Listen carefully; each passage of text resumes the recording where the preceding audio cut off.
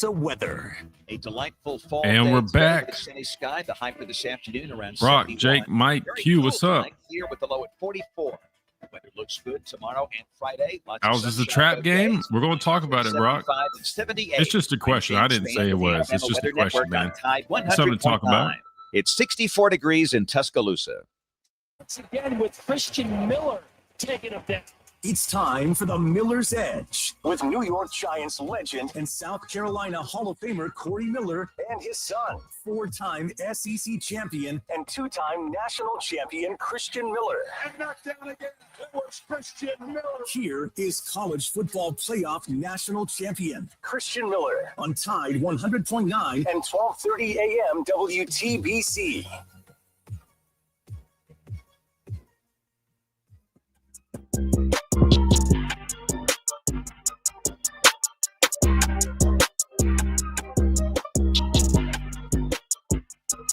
And welcome into this Wednesday edition of the Miller's Edge, Tide 100.9, 1230 WTBC, presented by the Good Feet Store, America's Arch Support Experts. Hope you guys are doing well. Hope you guys are ready for another fun one on the show today. Yesterday, we did have some tech difficulties getting everything kind of up and running early on, but good news was, shout out to Chase Reed, those guys were able to get those press conferences played, which we needed to get to anyways. And I guess I got good news and bad news. Good news is we're up and rolling with the stream and everything per usual. Bad news is my main setup still has not been fixed. I'm still trying to figure everything out. But we've got my laptop for backup, and obviously we're rocking and rolling. So that's all that matters. Looking forward to diving into it. If you guys were tuned in yesterday, you heard my dad jumped on. First time we heard from him in quite some time. Obviously, we knew that was going to come, right? I mean, it's South Carolina week, house divided. Right, he's a former Gamecock, big Alabama fan. Just let me remind you guys, he loves Alabama. But on this week, and he roots for Alabama every week except this one, and rightfully so. He's in the Hall of Captains at South Carolina. Obviously, he's going to root for his team. Hell, if I had a son who went to, let's just say Florida, I don't know why I thought of Florida, but let's say he went to Florida, I would cheer for Florida, except when they played Alabama. So I get it. Anyway, I say all that to say, he's kind of like an insider, right? Because, he lives there. He's really close with the program, close with Shane Beamer. So it was interesting getting all his thoughts. And we actually ended up going overtime. We stayed on the stream past our slot here on the radio. And we ended up having literally probably 200 people in the room. And it was a great conversation. So if you missed that, our initial early preview of this game, me and my dad talking about it, going back and forth about it, you can check that out on yesterday's episode. The whole video will have the overtime included. So you got to go over to our YouTube to check that out at the Miller's Edge. But definitely some good conversations. Allegedly, some people were had some feathers ruffled, right? My dad gave his thoughts on this game. And so we're definitely going to talk about it. He said he's going to hop back on today. And I know some of the things we talked about after we got off the air, we definitely can bring back up today as we dive a little bit deeper into this matchup, right? You guys, if you're watching on the stream, welcome in, number one. Number two, you see the title, you see the thumbnail. Is it a trap game, right? We got that with a clear question mark, right?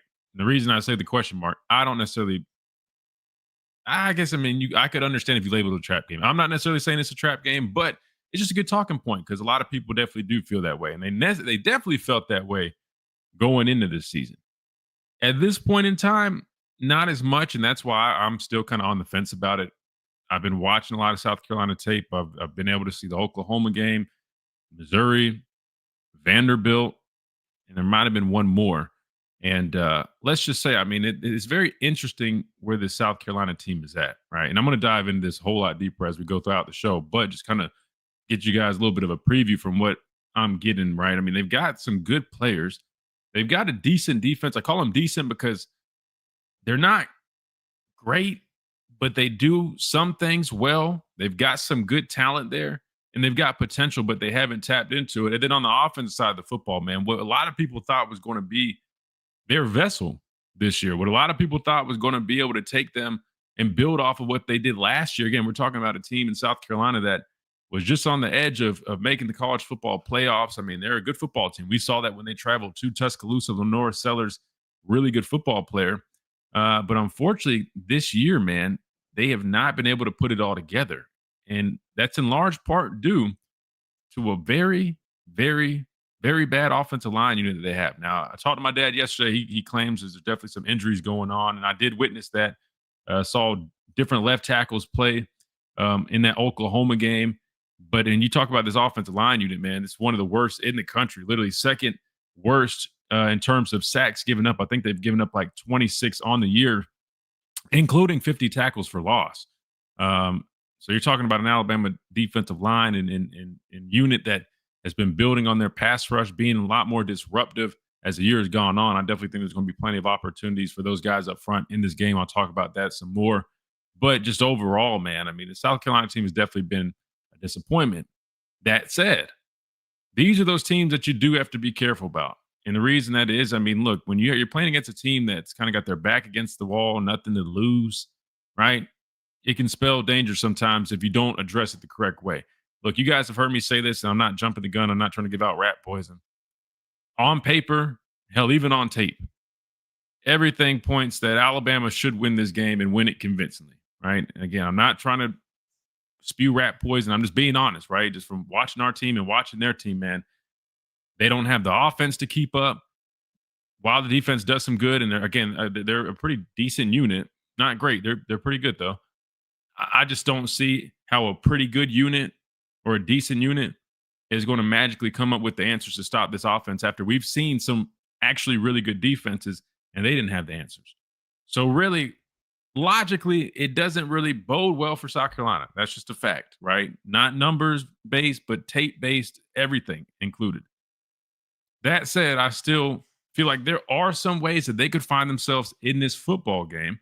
And I'll talk about that a little bit more as we go on throughout the show because we got plenty of time to do that.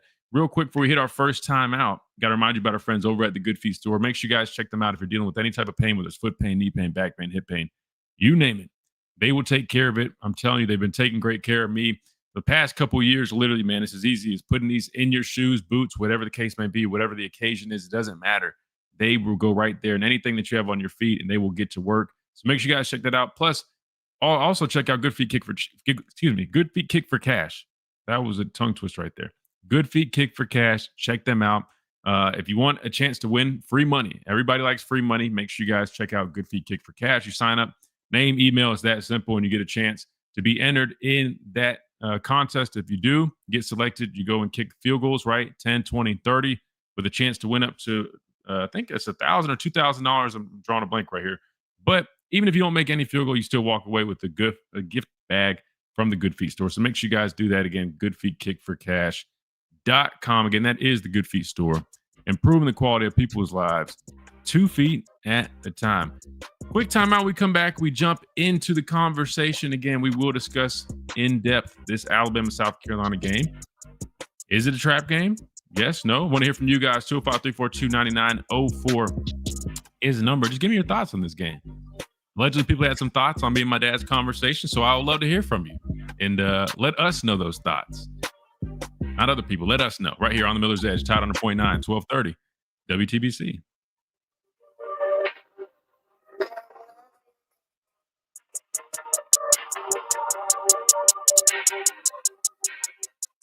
Hey, this is Wyatt Fulton from Tide 100.9. Since moving... Who we got?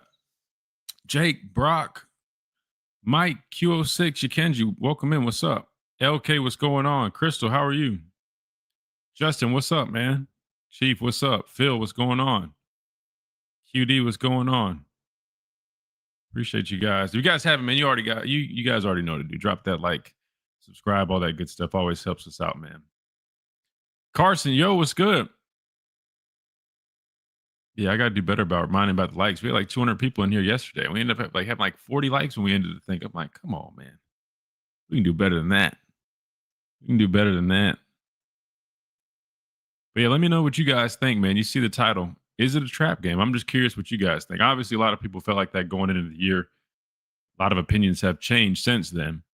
But we'll discuss really breaking down, key factors in this game, then obviously kind of give our opinion. Is it a trap game? Is it not? Spoiler alert. I mean, I'm not mad if you label it one. I personally don't think it really is at this point, but we all know. I mean, any given Saturday, especially a team. I mean, look, they still have some good players. They have potential, man. It's just I just don't see how a struggling offense like theirs, right, would be able to keep up with what we've been doing offensively. I just don't. I don't see that. And then on the other side of the football, I mean, it's as simple as this. I mean, like we've played against a Tennessee defense who struggled in the back end, but had one of the, if not the best, sack production units in the country. We found a way to handle that nicely, which was great. Running game struggled, but still, our offense was able to put up 37 points, 7 of those coming from an interception. So we'll say 30 points. You look at Missouri, top-ranked defense nationally, not just in the conference, but nationally, right? Hit our stride in the running game somewhat, right? Trying to think, passing-wise, can't remember all the numbers, but still. I mean, you watch Missouri's defense, you watch South Carolina's defense. I mean, I'd argue, even Vanderbilt. Probably say Vanderbilt's definitely probably a better defensive unit than South Carolina's. What I'm getting at is, I mean, we played some good units defensively. And I just don't think anybody's had a true answer to really, outside of maybe Georgia in the second half. They held us scoreless in the second half. Trying to think of, I guess Missouri did better in the second half, but still, I'm just, what I'm getting at is, even if you have a performance like that defensively, man, you got to have an offense to keep up.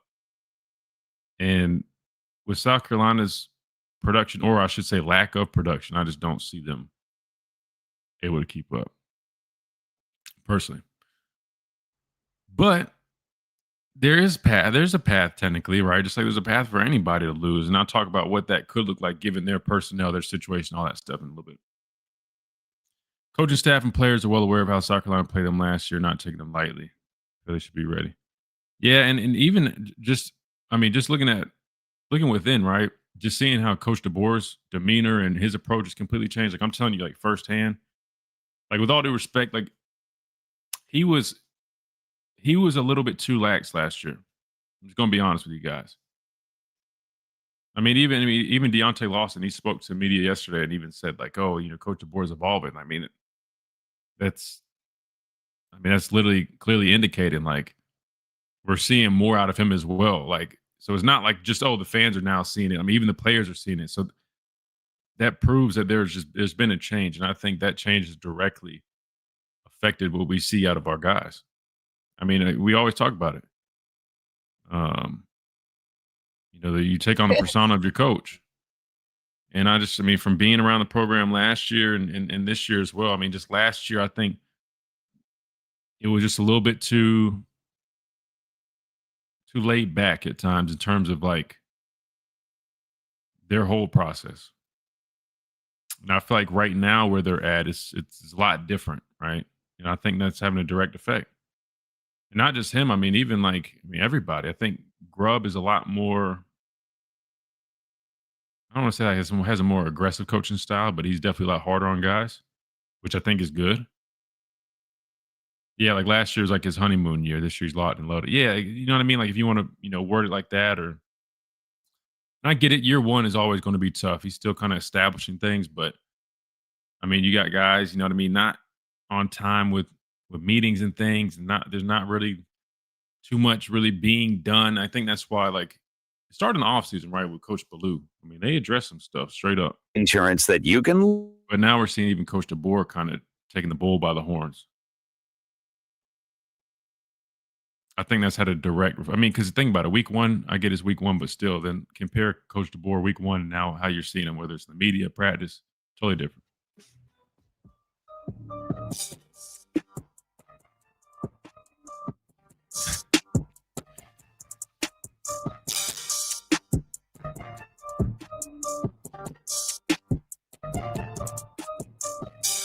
And welcome back into this Wednesday edition of the Miller's Edge, Tide 100.9, 1230. WTBC presented by the Good Feet Store, America's Arch Sport Experts. All right, we're going to dive into a little bit of the conversation about, is it a trap game, is it not? But first, I wanted to talk a little bit more about South Carolina in general, just by watching them and kind of what I've gathered, right? I spent a lot of time watching the offense, so I'll focus more on them right now. Then we'll pivot more towards the defense here in a little bit. And worst case, even a little bit more tomorrow. We got plenty of time. It's only Wednesday. We still got tomorrow. We got Friday. So that being said, here's some things here's kind of like my initial thoughts after watching South Carolina's offense. They're led by the North Sellers, who we all know, one of the most talented quarterbacks in the country. Not really playing like it right now, but I'll explain why there's a good reason to that. But in terms of just, all the tools that he has, I feel like he's, been much better as a passer, even though he has shown some moments of inaccuracy this year. I still think compared to last year, he's taken strides there. He's a physical specimen. You're talking about a dude, probably pushing 250 pounds. I think he's like 6'5". Let me pull up his actual numbers. 6'4", 6'5", but dude is a tank. Actually, they got him listed as 6'3", 240. So I was probably off by a couple inches. But I'll be honest with you, man. Like seeing him, he's a big dude, and we saw that last year. He's tough to bring down. He's a physical guy, but he's fast as well. He's probably one of like when you talk about building a prototype quarterback, like big, strong. He's got height, but he's fast. He's physical. He's got all that. He's got all those tools. But what he doesn't have is the tools around him. The South Carolina's offensive line they're very bad. One might even say abysmal.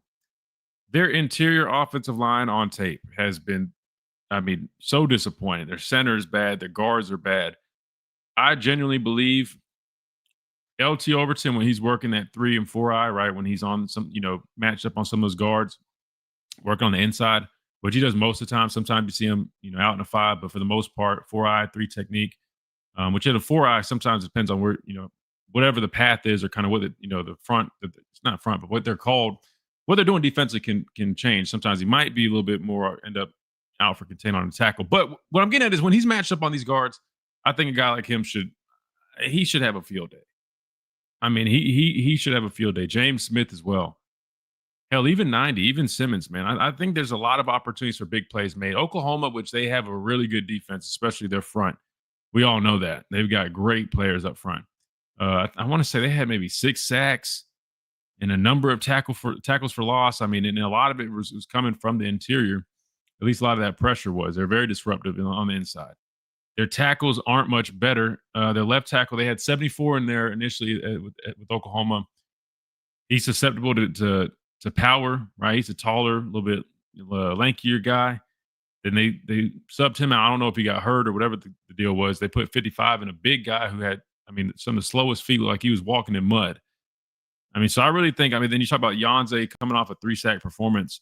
Hell, that I had that in my career, and I can just tell you that definitely gets you chomping at the bit. When you have a big performance like that, you get start getting greedy. You want more. I think we have a chance to really have another big day up front because their offensive line is bad. Lenore, and even outside of just the sacks, the plays in the, the number of times this dude is running for his life. I don't know the exact number, but I would argue probably 60, 70% of the time this guy is under pressure, which is terrible. So I understand he's not as good as he is. He's not playing great this year. The poor guy has hardly anything to work with. In terms of on the outside, the running game is, they're like dead last. And really offensively, they're like dead last in almost every category. Passing, running game, scoring. Matter of fact, all those are dead last except I think passing game, they might be 14th out of 16. So that's not much better. Skill guys, so they've got Nick Harbor, former track guy, tall, long speed, you know what I mean? Like vertical threat type guy. They do try to get him the ball in other situations, jet sweep, screen game, just to get him the football and let him try to make plays. But this guy's he's not a route runner. Again, he's not a natural receiver. He's a track guy. So it's not like he's threatening you with a whole bunch of intermediate routes or anything like that. He really is out there to take the top off the defense or get the ball, on the perimeter and just hopefully, beat you with speed, right? Off a screen, jet sweep, whatever the case would be. Outside of that, man, there's just not much really going on for their offense. I think their running back is the guy that they were waiting to see if he would have that extra year of eligibility. And I think they finally got him back. Is it Faison maybe? But a decent player, but it's nothing like, the amount of guys that we played, Bishop from Tennessee, the 2 backs from Missouri, right? Hell, even the young guys from Florida State that I feel like all those guys are more threats as backs. So what I'm getting at is, again, on tape, on paper, just focusing on their offense and our defense, man. I just don't really see them having an answer. I mean, they really struggle to put points on the board, even when they were down on the Reds in the goal line. I want to say twice with Oklahoma. First time they got stopped, they were held scoreless. They tried running the ball, I think at least 2 or 3 times. Those got stopped. They tried to pass it on 4th down. Guess what happened? Pressure got to him before he even had a chance. And what I will say is there's saving grace is this guy is so big and physically gifted that he eludes a lot. The fact that they've given up 26 sacks second to last is a blessing. They probably should have given up 35 plus, but the fact that this dude is able to shake off defenders and use his speed to elude and evade helps him out. And that's just telling you how bad they've been. The fact that I'm watching him avoid 3, 4, 5 other sacks in the game, but they still gave up 6. And so again, I'm not trying to spew out rat poison. I'm just telling you guys from what I've seen on tape. That's why I'm in my head, I'm like, I'm not really calling it a trap game, but why could some people consider it one? Well, here's the thing. When your back's against the wall, right? We know things can be different. My dad was talking about Mike Shula, and he's not wrong. I mean, the play calls. It's bad play calling. You're talking about you got that guy gifted at the quarterback position, and you don't have much help in terms of the skill guys or other stuff going on. The least you could do is try to at least get him involved as much as possible. I don't even think they're running the guy as much as they should. So his comments about Mike Shula were spot on. I mean, the dude is not calling a good game for those guys right now. And there's a reason. And I thought he was joking about the students marching about getting rid of him. He wasn't lying. I saw it on Twitter after we got off the show. They literally had college students marching, protesting to get rid of him. Now, I don't call for people's jobs. I'm not sitting here to do that. I'm just saying, after watching the tape, I think the play calling's pretty damn bad too. Their running game is very vanilla, hence probably why it also struggles outside of their line being bad.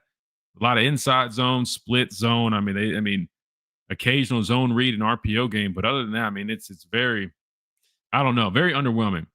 That being said, so at least focusing on this side, what would make this a trap game, or what would maybe happen in this game that they could cling on to give them a chance? Well, it would be their quarterback, right? And although he's running for his life and hadn't been able to really have that moment just yet where he really just finds a way to overcome all those challenges, if you don't find a way to get this guy on the ground, or you let him start extending plays and moving the ball and just making things out of nothing, you could find yourself in some trouble. And then that is something that could potentially happen. I think the way our defense has been playing, I feel a lot better about it. I know we talk about the struggling with dual threat quarterbacks, which, a lot of people do that. But I guess, you look at Alabama, you look at Florida State, a little bit with Diego Pavia. That's definitely a very solid point. And this guy, to me, is he's different than both those guys because he's bigger, a little bit more like straight line speed, but he's still quick, he's still fast, and he's definitely a lot more physical than those guys. That being said, I mean, if they were to just find a way to just get him so involved and he just was playing out of his mind, and we just couldn't find an answer for him, I could see them, proposing some more challenges and making this game a lot more difficult. But watching Oklahoma play them, watching Missouri play them, they just haven't been able to do just that yet. Maybe they find a way with their backs against the wall with Alabama coming to town. I think it's homecoming. Maybe there's some resurgence and they have this motivation out of nowhere and they figure something out. But I don't see it. And that's why, even just looking at these two offenses, right? We talked about Tennessee. Well, their defense is okay, but their offense, maybe they'll go to toe-to-toe with ours. Even the top-ranked offense wasn't able to do that with us last week. So you're telling me South Carolina's supposed to be able to do that this week? I said this Monday, and I'll say it again. We would have to play uncharacteristic to really find ourselves in a bad spot in this game. What does that look like? Not having an answer for Lenore Sellers, right? Like getting pressure back there, but kind of like what it looked like last year, right? Like you're getting pressure on him, but he's breaking tackles, he's extending plays, he's getting first downs, using his legs, stuff like that. They find a way to take the top off and make explosive plays. Maybe it's a gadget play. Maybe it's Harbor just down the field. Somebody has bad eyes. You know what I mean? Stuff like that. And then on the other side, and I'll talk about this more, but definitely turnovers. I will say this: their defense. One of the reasons their defense is I call them a pretty good unit, is the fact that they're able to force turnovers. I want to say they forced like 12 turnovers. I think they're like right there neck and neck with us in terms of forcing turnovers. If they can find ways to do that, which again, that would be uncharacteristic for us. Why? Because we've done a really good job of protecting the football. Matter of fact, we have one of the best turnover margins in college football. I think it's at 9, right? I think we have 12 on defense and technically 3, 1 interception, maybe 2 fumbles lost. That said, that would be uncharacteristic of us. But say we go on the road, we're undisciplined, things come up, and we turn the ball over. That could maybe give them some life. But again, without those kind of just things going so great for them and going bad for us, not trying to spew rat poison, but after watching several games, man, I'm feeling pretty damn confident. Curious to what my dad has to say when he gets on here, and I'm sure he'll be joining us soon. But let's do this. Let's get to a timeout. I know we got to get back on schedule. When we come back, we'll continue breaking this down. I know we got to get to the teleconference from today, right? Head coach Kalen DeBoer is speaking to the media. Matter of fact, I think he's doing it probably right about now. I think he's scheduled at 11:30. So we'll get that in the second hour. I know Ty Simpson and other players spoke to the media yesterday. We also want to listen to those, hear what they had to say, and we'll keep on rolling right here on the Miller's Edge. Ty 100.9, 1230 WTBC, presented by the Good Feet Store, America's Art Sport Experts. Quick timeout. Be right back.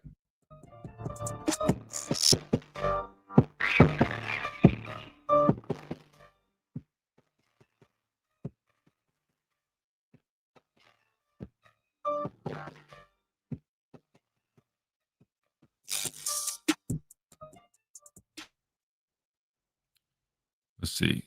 Yeah, Sam, I got you. We're going to play it. I think they'll probably post it in probably 30 minutes or so. So we'll get to that probably second hour. That teleconference. We'll definitely play that. So they haven't won against any ranked team they have played so far. What makes you think they'll do it against us? Like I said, I don't expect them to win this game. Do I think there's some paths for them to make it challenging? Yeah. That's kind of what I've mentioned, you know what I mean? In terms of like, say we play uncharacteristic, they come up with several turnovers. Again, that has not happened for us this year. Say Mike Shula, goes to his drawing board, his number 2 pencil. They got a whole bunch of things that they're throwing at us.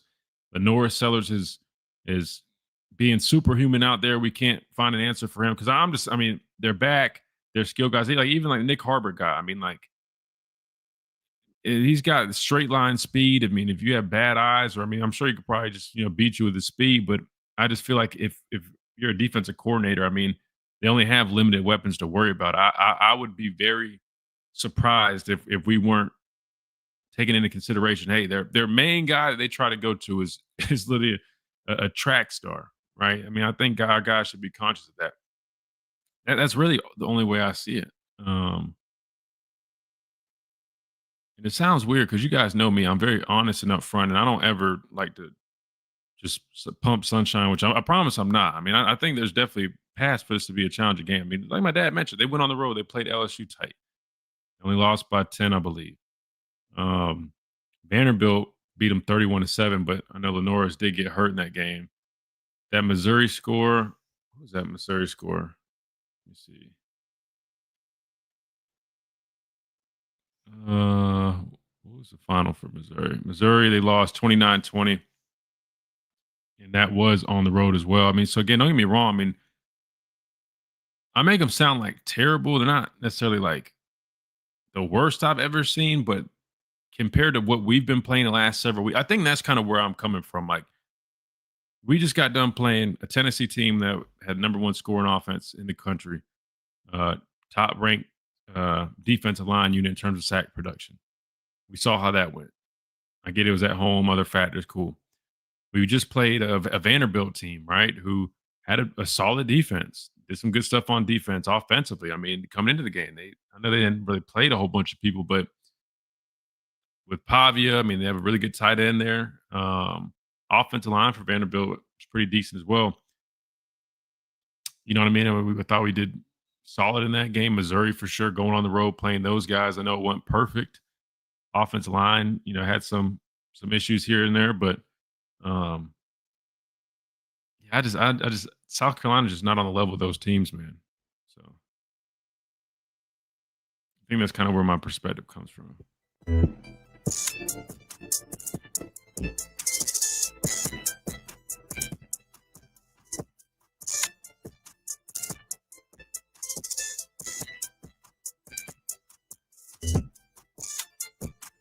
And welcome back into this Wednesday edition of Miller's Edge, Tide 100.9, 1230 WTBC, presented by the Good Feet Store, America's Arch Support Experts. All right, so we definitely just took a big focus on South Carolina's offense.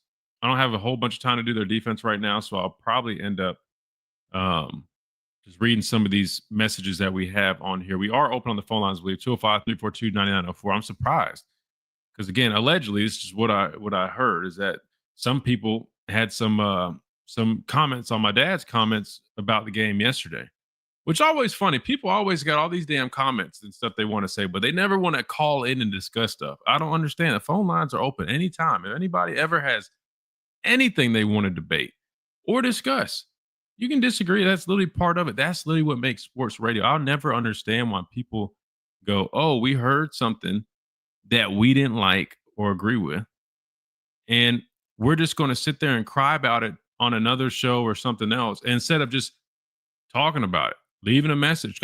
Do it.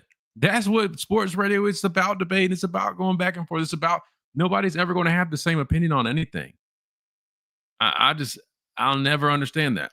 I'll never understand that. So again, if anybody ever has anything that they're like, oh man, I don't agree with that, either turn the show off or stop being scared and call in and just talk about it. We love to talk about it. Anyway, and that wasn't about anything I said. I guess whatever my dad was talking about South Carolina. And obviously with him being a Gamecock, he knows that they're not supposed to win this game. He already knows it. He said that.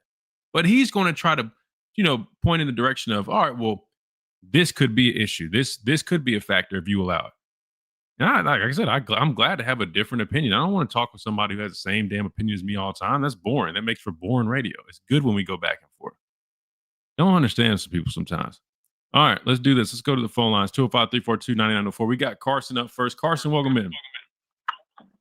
What's up, man? How you doing? I'm good, man. How are you, bro? I'm just watching all this junk on the media. I mean, I don't know, dude. There's a lot of weirdos out there, man. Yeah, for sure. I don't know, especially coming into this game, and I don't know, some of the coverage on the Tennessee game, I really just kind of was like, how did you get that from that? Even on like popular channels, man. And I don't come on your show to complain. I really don't. But it's like a lot of people bashing us, man, talking about how we gave up. I don't know if it's just Tennessee fans. I don't know what's going on, but I'm like, we gave up a lot of stats in that game. They're saying, well, I saw some talking points of like, well, Alabama gave up a ton of these stats and they still won the game. And I'm like, yes, but like, why did we give up those stats? Because we were up 16 points in the fourth quarter. We weren't like, it wasn't like I don't know. And then they said, oh, well, I'm worried about the penalties too, like late in the game. And I'm like, did you watch the game? Like, those are pride penalties, man. Like, those are just like not giving up the touchdown. Like, I'm really impressed with what we've done defensively. Look, especially guys stepping into roles, playing well. I mean, look, there's still growing to do, and that's the encouragement. That's like, look, we can be better than what we've been, but overall, man, just not giving up touchdowns. Like, when the field shrinks, man, we play our best defense. And yeah. I mean, that's granted, like, that's situationally, right? Like, if it's off of a fumble, right? Like, or if they start with a short field, you kind of have to box that into a different category. But like, when the field shrinks, like, we play better defense. Like, red area defense, I'd say our red is pretty good. And like, those contribute to the stats that matter, which is points on the scoreboard. So, we've done a really good job with that. I think overall, coming into this game, it initially reminded me of the Oklahoma game last year, where you don't really know what you're going to get. Like, they had nothing to lose. because they had struggled so much with a lot of injuries. And, coming into the game, they weren't performing very well. But, I'm not going to sit here and say that they're going to win. They could beat us, because I've watched them too, and I just don't think they have enough, even if they put together a good game plan. And I really just don't think they have the dudes right now to do it, especially on the O-line. Even defensively, they've gotten some injuries back there. So, yeah. I don't think they can. But go ahead. No, I was just going to say, I agree with you. That, like, to me, I think it all boils down to this, right? I mean, and I said it, a number of times, but literally, all they have offensively really is you got Lenore Sellers. Everything goes through him. And he can't be his full self without the help up front, which I don't see them magically fixing that. But yes, I mean, could he extend plays and make guys miss and find ways to just really, grind it out and make some stuff? Sure. But would that even be enough to keep up with what we've shown we're capable of Right. offensively? And the answer to that, in my opinion, is no. I mean, there's no way you look at that offense and think, even if it got to a point, like say our defense did struggle with him and he was able to make some plays and put some points on the board, whatever. Is that still enough to keep up with what our offense has shown to do? And in talking about their defense, yes, they've forced some turnovers, but outside of that, they're pretty average. You know what I mean? Like, they've got good players. Bad. Dylan Stewart, he could be a game changer 100%. But I do know when you put on, chips and stuff like that, and you're finding ways to try to neutralize some of that. And the fact that we went against Zion Young and Damon Wilson, two guys, with South Carolina at 46, he's a pretty good edge guy himself. But we handled that Missouri game like, yeah, they made their plays. That's expected. You're going against two really good edge guys. But it still wasn't really enough to have a huge effect and stop Ty from literally driving the ball down the middle of the field and hitting those hole shots and just dissecting the defense. And to me, right, I just don't see this defense from South Carolina being the first to do it. Could it happen if everything falls in their favor and we show up with our head out, out of the game, whatever? Sure, but I just think it's unlikely. Yeah, I agree with you. I think there was one stat that I was reading that was a really cool matchup between what we do and what they do. I think they're last in third down stops, like conversion rate. They're last in the SEC, if I'm not mistaken, or one of the bottom. And like in 100 teams, like 116th in the country on third down stops, and we're like top 10 in the country on third down efficiency offensively. So that's a pretty telling stat of what you expect. But look, the Oklahoma game last year, the reason why it reminded me of that is because it almost felt like Brent Venables was coaching for his job, and they got a little bit inspired and put together a game plan where it had to be like I don't think we game planned for Jackson Arnold quarterback read all game. I don't know if that was on the film, but because just the sample size. And so I feel like if Mike Shula's coaching for his job, we can get an intense game plan and a level of execution that they may not have shown. But then again, it falls back onto personnel. And I just don't think that even if that is the case, I still don't know how. So like, on the other hand, we're coming into this game in a completely different place than where we were last year. So not to my point is not like all knowing and the complete truth. It just kind of gave me those vibes where it's like if a coach is coaching for his job and you're trying to get you're in a 1-game season, and you got to put together the best plan. That's the reason why it kind of reminded me of that, because I think those coaches at South Carolina, their backs might be against the wall a little bit, at least Mike Shula. So no, and that's a good point. I mean, that's why I mentioned that thing yesterday too. Like, you're going against a team like that, they don't really have anything to lose, but everything to gain. Hell, Mike Shula has history with this school, right? I mean, best believe, they're going to try to give us their best shot. They're going to pull stuff out that we haven't seen. They're going to try to find things to expose, without a doubt. And even though I sound overly confident, don't get me wrong, I wouldn't be shocked if this ends up being a one-score type game, just because they find ways to stay in it. Like, I'm not doubting this team like that, but I'm just being completely honest. The type of football team that we are Sure. and what we have compared to what they have, they have some good players, but they have yet to put it all together. Not even close. Right. I just that's how it should go. But I also know how football works. And there's a lot of times, and we know this as good as anybody from last year. Vanderbilt shouldn't have been able to beat us last year, but they did. So I mean, anything can happen. But we'll have to see Saturday. But after watching them, like I've watched them, man, like I'm almost just in disbelief. I'm just like, man, like what happened to these guys? They were a good group last year. Man. I mean, like when they played us last year, I was like, damn. Their defense was great. They were flying around. They had some good players. I know my dad talked about they lost a number of guys to the league, but they're just not. I thought they would have been able to build off last year, but unfortunately that hadn't happened.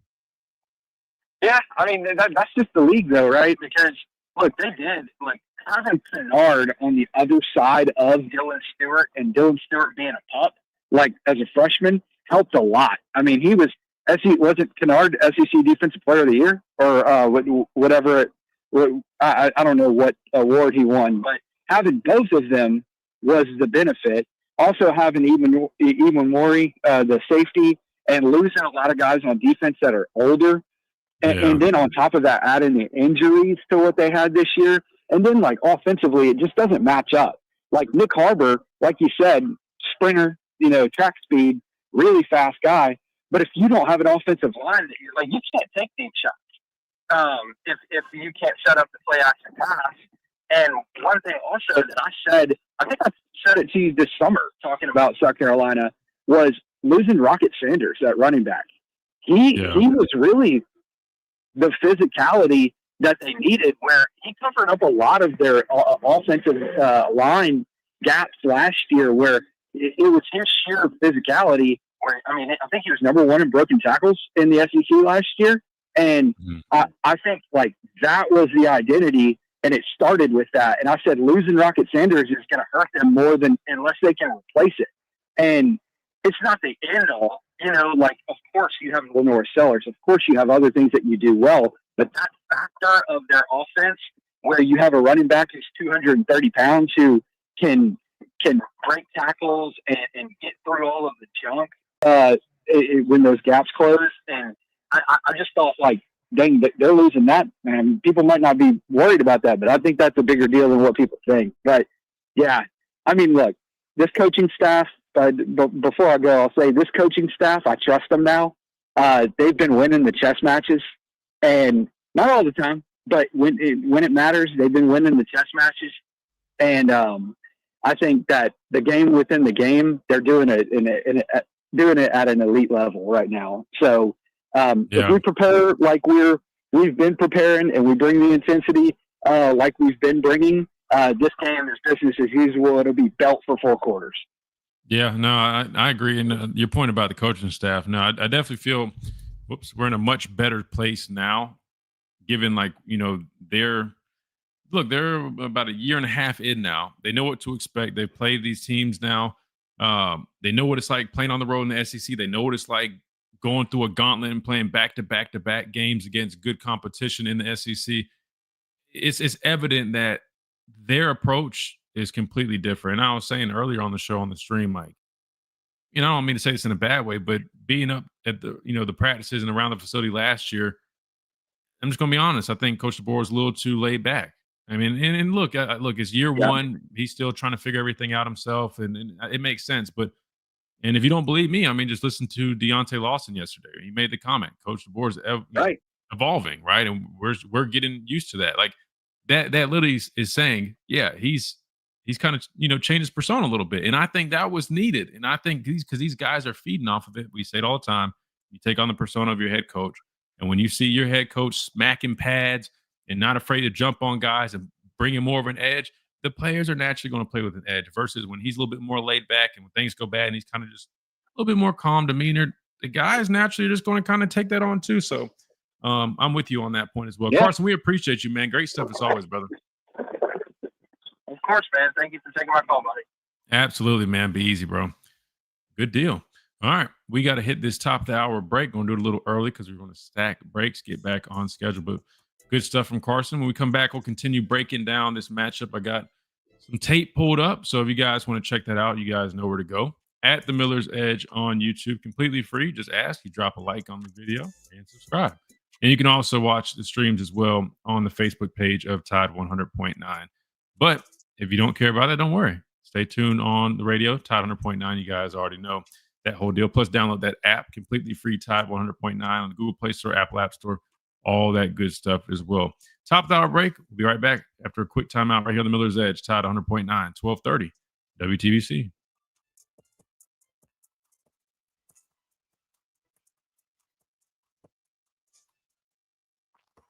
Coming up. All right, so I got a couple plays here. This ain't what I wanted to show, but I just played it. Talk about some of the stuff that they do. Again, their running game is just not there. So they try to use things like an extension. So we talk about quick pass, screen game. They do a lot of screen game. You'll see some RPO action with the screen in there. But then also this, right? You see a lot of jet sweep. Why? Well, they're just trying to find ways to get their skill guys or playmakers the ball. This is Nick Harbor right here, the speedy track guy.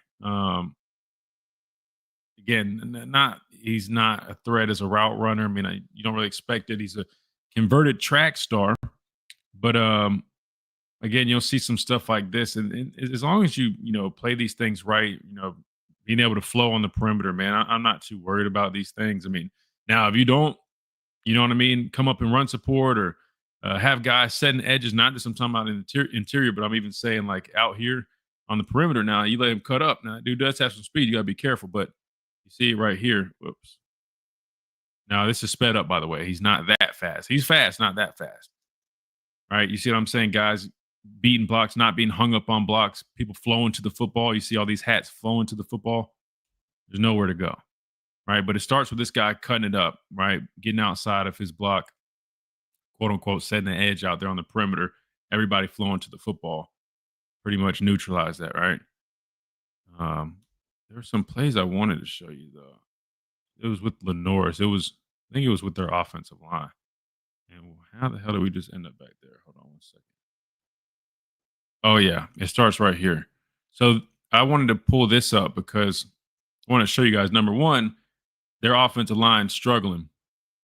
But number two, Lenoris' ability, right? And I think you guys heard from head coach DeBoer yesterday talk about, I mean, we got to really make an effort to get this guy down. I mean, again, 240-something pounds, hell of an athlete, great contact balance, right?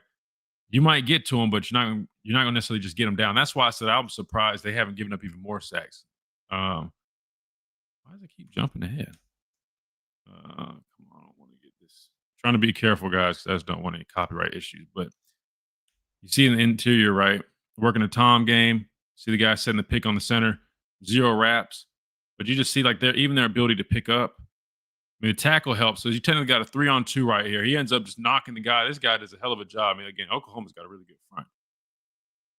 Even that big D tackle couldn't get Lenoris down, right? Can't get him to the ground. Another guy. Nope. You would think he would have been sacked on the 1-yard line. Think again. So you just saw him, again, not just, evade, but he literally broke out of 2 tackles. So when I talk about them having a chance, we don't do a good job bringing them down and you let him extend plays like that, that could be an issue to just kind of keep them in things. Now, I think he ends up throwing it away. Yeah, he ends up throwing it away, but still you see that. So I want to show you that one. And then this is the following play right here. Oh, sorry, I'm working on my laptop, so it's a little bit different. I'm also not trying to get copyrighted right here. So see, you get pressure again, back-to-back plays. I mean, the dude I feel for the guy. I mean, Oklahoma's running the pressure right there. I'll go to the wide angle. What happens? Avoids a sack. And then you see a bunch of open grass. Oklahoma's playing man. You always know, man. When you're in man coverage, everybody's back's turned. You gotta get your job done up front. If not, this is gonna happen. There's a lot of green grass, right? So we'll see it from the end zone. They're in an odd front. I don't even know what the down and distance is, but they're running the stunt. I mean, again, these guys are completely oblivious. Good job executing this stunt, though, but still. And this is the guy I was saying, his feet are so bad, man. 55, really bad feet. But you see him escaping out of there, and you guys saw the rest of that. He ended up scrambling for 20-something yards. So, and then look, all right. So this is the next play, right? This was a series I wanted to show you guys. This time he doesn't evade. Let me go to the end zone. But you guys can see. Boom. I told you guys. What did I say? 55, man. His feet are terrible. This dude worked this was my go-to move right here. It's called a stab club, right? You stab with that inside arm, you get them to stop their feet, shoot the hands, and you immediately bring the club, hit that outside arm, break it down, clear it with the rip. Damn good job by that guy from Oklahoma doing that, right? Let me just jump ahead a little bit. Don't want to have any issues. 25. There we go. But you see this guy, I mean, see him ducking his head, lunging in. That's the point of the stab, though. Now, 32 does his job, right? Because what happens is these tackles, they feel that stab, they're bracing for power, right? It's natural. It's a natural thing. You feel if I go push you in the chest, what do you think you're going to do? You're going to brace. That's what happens here, but then that's why you bring the club. Really good move by 32 right there. I love it. But anyway, sack. Looks like the back struggling right there. I mean, they struggle, man. Go to run the ball right there. Run counter. Nowhere to go. Now, again, we're talking about Oklahoma, who's really good up front. So just keep that in mind, but see what happens here.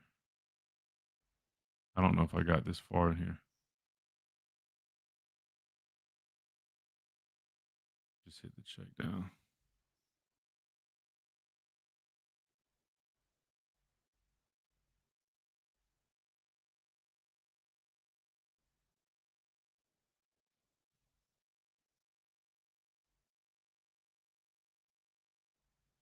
And this is later in the game, guys. So you see them out of the gun throwing a lot. This is I can't remember the score at this point, but they're down a good amount. So their offense is going to look different right here. But if you go back, I'll go back earlier in the game as well. Don't push it too much. I know. Let me calm down on the Alabama Weather Network on Tide 100. I'll take a break for now. And matter of fact, we'll go back to the ad screen. That way, it's not just sitting up there.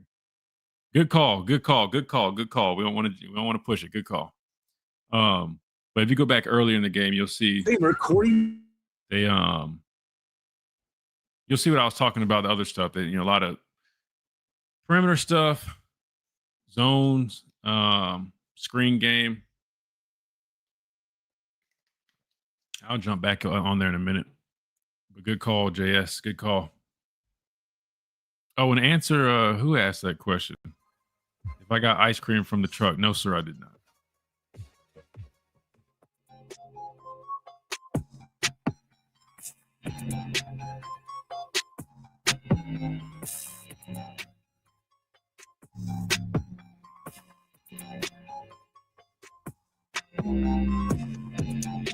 And welcome back into this Wednesday edition of the Miller's Edge. Tide 100.9, 1230 WTBC, presented by the Good Feet Store, America's arch support experts. All right, we've been discussing this South Carolina game, really talking about their offense a whole lot, right? I'll get to their defense here in a little bit. We got some phone calls, got the teleconference, some other things we're going to dive into, but and maybe we'll do it tomorrow.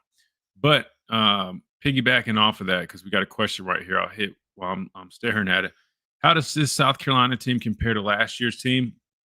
Carson made a good point. The running game last year was a lot better than what it is right now. Faison is the guy they have as their starter.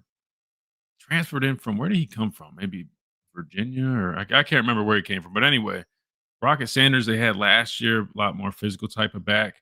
Thought he was probably better fit for the way they just try to run the football downhill at you with a lot of those inside zones. But that's a big difference. Their running game is not great. Last year, they ran the ball pretty well against them. If I'm not mistaken, I know Lenoris had a number of yards as well. So I think the biggest thing is offensively, looking at that, their offensive line, I feel like, played much better last year. When I watched them play us last year, their offensive line was actually doing a damn good job up front. This year, it's bad. So I would say really the biggest issue right now, it's not Lenoris. I mean, the biggest jump on offense I guess the biggest issue has been the offensive line. I think that's the biggest thing right now. And then defensively, they lost a lot of guys. Last year, Carson also mentioned, I mean, Dylan Stewart is their top guy. I mean, he's one of the most talented edge guys in the country without a doubt. But they also had the transfer from Georgia Tech, I think it was, who was like, I think he led the conference in sacks last year. So they had a nice tandem off the edges. They had some good quality defensive tackles as well, physical guys that played really well. Their linebackers were older, like veteran type guys. So they just were smart football players and did a really nice job. They're physical. They did force a lot of turnovers last year, I believe, and they're still doing that part. But they also lost some of their guys in the background. I know Kilgore is back and he's a good player, but and they got a couple other guys in the back, and their secondary is decent for sure. But they did lose that big safety, Luminora. I can't remember how to pronounce it, but they lost him. I think he was like a first, second round pick. He was a really good player as well. But anyway, that would be my answer. Rocket Sanders being gone, that physical back again, they do a lot of inside zone stuff like that. And then you talking about complimenting Lenora Sellers. I think that's been a big hit, and they're just offensive line in general. The offensive line last year was much better compared to this year. Defensively, I mean, there's definitely a drop, but it's not like as drastic as the offensive side of the football. So that's probably how I would compare them now to last year. Let's go back to the phone lines, 205-342-9904. We got Smitty up next. Smitty, welcome in. Hey, Christian, how's it going today? What's up, Smitty? I'm good, man. How are you? Good. Hey, first things first. Shane Beamer, go ahead and take that Virginia Tech job while you can. Legacy job. They won't fire you. Yeah, and it showed like a lot of these coaching openings. Why would some of these coaches they look at leave their jobs for 8-4, or even at the Vanderbilt job, 6-6 won't get you fired, to go to these jobs where they'll fire you and go 9-3? I'll stay where I'm at, and enjoy life. Just being real. But with South Carolina, you got, and that's one of the things about having big portal classes that comes to bite you behind, because you got to get guys. The next year, like Cal Kennard was a 1-year guy, or Rocket Sanders was a 1-year guy, and you have to hope to hit on that. But what people don't understand about the portal, you can only take what the portal gives, and also there are other teams competing for those same players as well. That's true.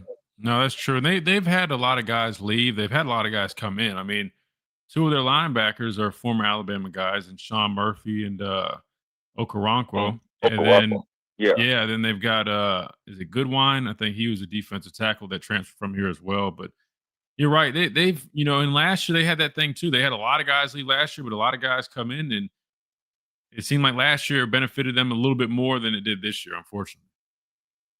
Yeah, and that's just the hard part of the portal, But one thing about this game, personally with me, I look at it as an NFL game. Let's say Buffalo played the Dolphins. The Dolphins stink, but they'd be like, hey, Buffalo hanging on to win. Do you think Buffalo fans are crying, or their coaching staff, or their players? No.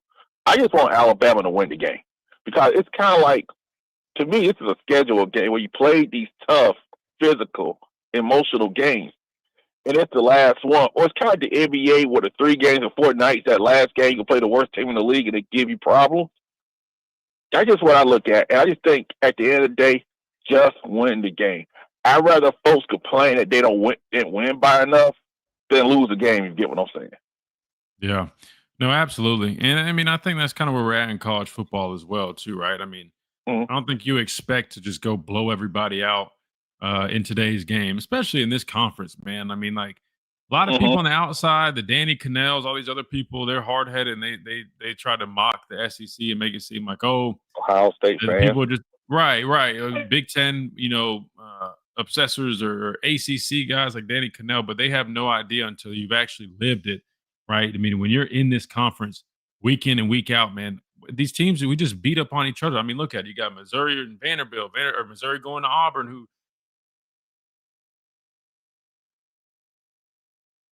Auburn, they don't play great all the time, but they've got a good front. Like, they've got good players. Like, and it's going to be a dogfight. They might not have been winning these games, but they're due to give you a good fight, and you got to do that week in and week out, and it's just not easy. So a win is a win. And then even look at Coach Saban's last couple of years. I mean, we haven't been blowing people out consistently or consecutively, probably going back to like 2020, maybe. Yeah, I was about to say, I mean, after that year, I feel like it kind of slowly started. The margins were shrinking a little bit, which is, expected, I guess.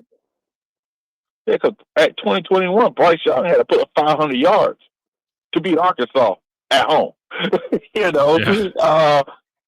shows how different the game is. And with the evolution of the game, it shows that coaching and quarterback really matters. Because you may not have your fastball. Look at Miami.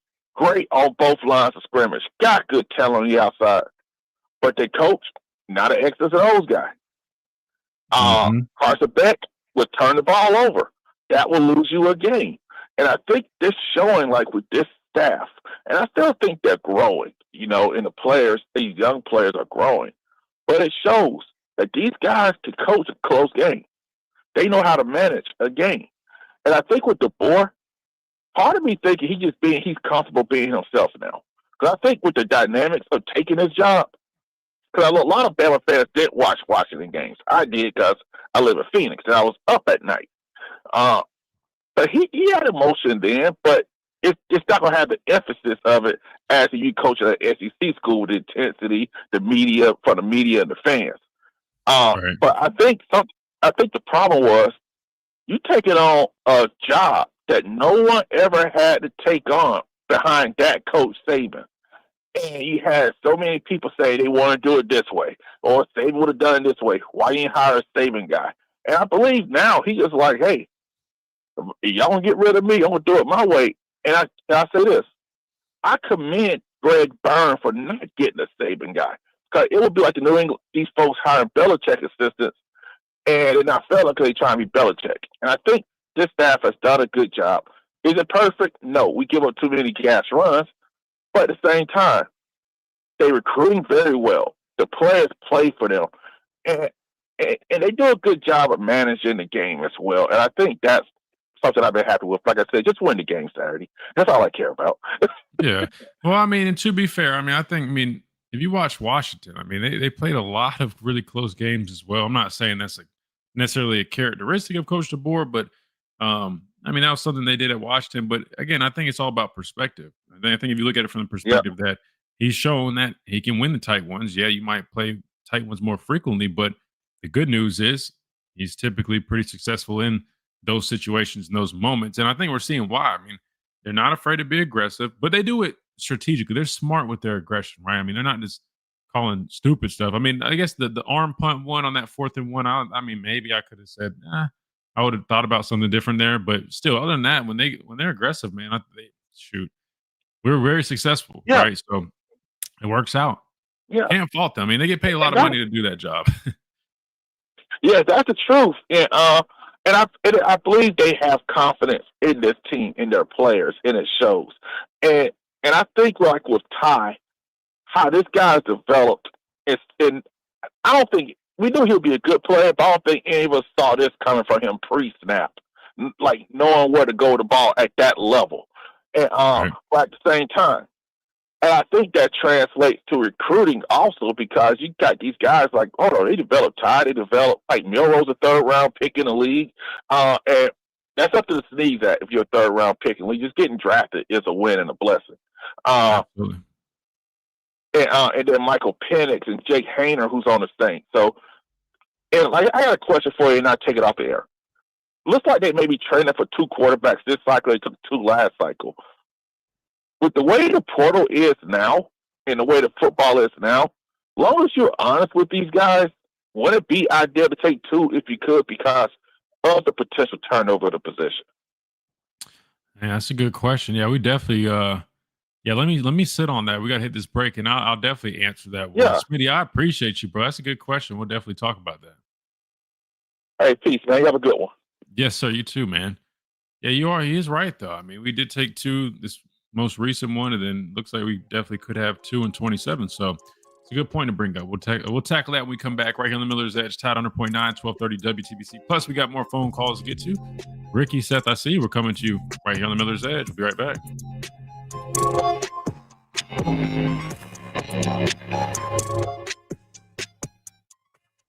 Get a head start on the holidays. Let's see. We don't really have any injuries. We're not already tracking, right? Another report comes out today. I didn't really see anybody go down last week. Not that I'm aware of off the top of my head. But I mean, stuff could always come up, but not that I'm aware of. Superfly. Christian, you played year after year for a team that kept winning week after week. What do you think it takes overall for a team to win week after week, especially in this new era of football? Great question. I know for us, I mean, really what they're doing now, that approach of 1 week at a time, man. I mean, you can't look ahead. I mean, you have to put all your focus on what's in front of you. Whether you're playing the Citadel, whether you're playing LSU, whether you're playing Auburn, Tennessee, doesn't matter. It always was about putting all our focus and attention onto that week and what we had. Because for us, I mean, we always got everybody's best shot. I mean, because when I was playing, I mean, we were always either one or ranked the top team in the country, maybe 2, 3, whatever. But we were always like the standard. Especially, I mean, given I played in 4 straight national championship games, so that meant everybody was always playing a team that just played in a championship, whether we won it or not. So you knew you're going to get everybody's best. You knew people are going to throw stuff at you that you didn't necessarily see. Like, at least for us defensively, they always tried to hit us with things, try to hit us with the element of surprise. Because I mean, that's one of the best things you can do if you can't match up personnel wise. You try to catch guys slipping, you try to throw them off their game. So we knew we were going to get all those tactics and things like that. But I think what it took was really just taking it 1 week at a time, focusing on that opponent, making sure we're locked in and we're not looking ahead. We're not paying attention to other factors. And then in terms of like in the moment, like Coach Saban used to always preach, like, don't look at the scoreboard. And I know that sounds like cliche, but when I tell you, like, when you actually live that, I mean, it's a different ball game. I mean, because granted, we were running the table, we were blowing teams out a lot of the time, but there's sometimes we were in those situations. But I'm telling you, anytime you look at the scoreboard, it'll always get you in trouble. So we always had the philosophy, like, we didn't care what the score was, what the situation was. Like, we had this like belief instilled in us. I tell people all the time, we didn't think we were going to lose until like the clock hit 0 and like people were storming the field. Like, I don't care if we were down like 14 and there was 40 seconds left, whether it was because we had so much success, whether it was because Coach Cochran and all the fourth quarter program that was, we talked about discipline, 60 minutes. Like, I'm telling you guys, we never thought we would lose. Like, that's just how we were conditioned. So we legit played 60 minutes, good or bad. And I think it's just like those principles and those practices that you just do on a daily basis. I think this is so ingrained in us. Like, that was our standard, man. Like, no disrespect to like some of these younger guys, but like, we hear so much talk about the standard, and it's like we didn't have to talk about it because we were living it like on a day-to-day basis. And I'm not disrespecting these guys. I know like they're just trying to do their best to uphold that. And I commend them for that. But that was a big difference. Like, you didn't hear us talking about it all the time, and like it just was like, Is Miller's Edge. we were about action. And we wanted to show, like, people, we knew people had an expectation for us. So we wanted to go put on a show. There's a reason people wanted to come see Alabama play. Let's give them a reason.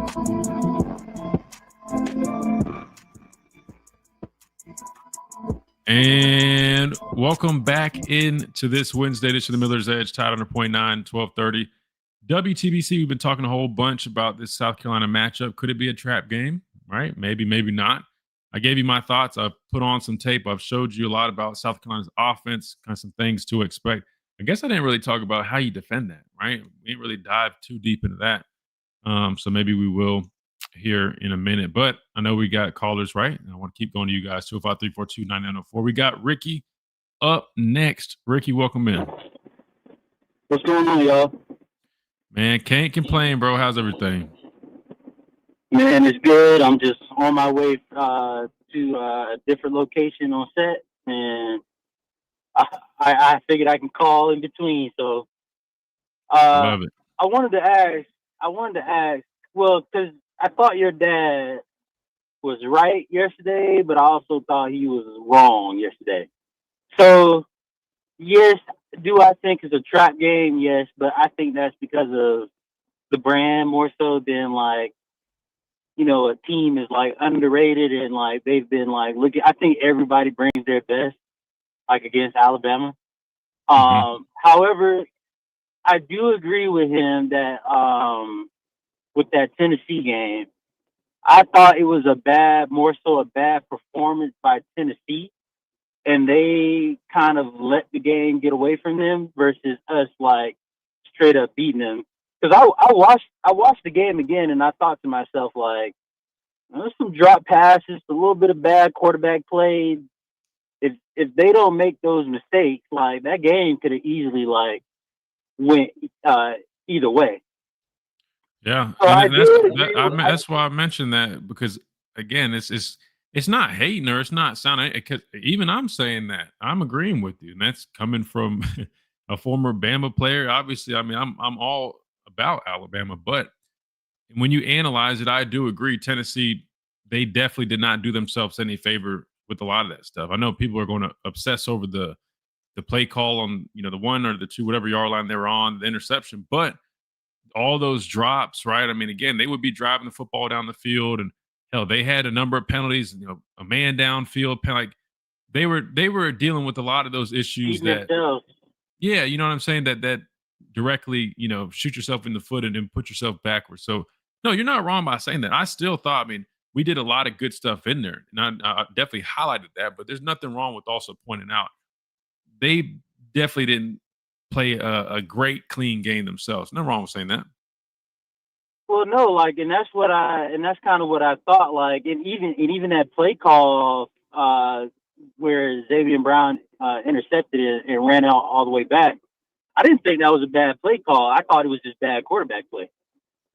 And Yeah, I mean, I'm yeah, I mean, some could argue bad call, knowing that obviously you're in jumbo formation and it's evident you have to throw the football, but still, like you just said, I mean, who knows? Sometimes you could try to hit people with reverse psychology. Everybody, we're all saying, yeah, it's obvious they have to pass, but maybe they just say, screw it. We know they're thinking that. Let's actually run the football. We don't get it. Who cares? But we'll at least try. But like you said, I think the bigger issue that people don't talk about is the pass itself. right. Really was not I great. mean, it's only a bad play because it didn't work out. Had it worked, like everybody's like praising Heupel for it. It's kind of Yep. like a couple years ago when we talked about the Rose Bowl in that last play. After you guys came back the next day and said, you know what, that's not really a bad play call. We just didn't execute right. At the end of that Rose Bowl play to tie the game again and go into another overtime or either second or third overtime.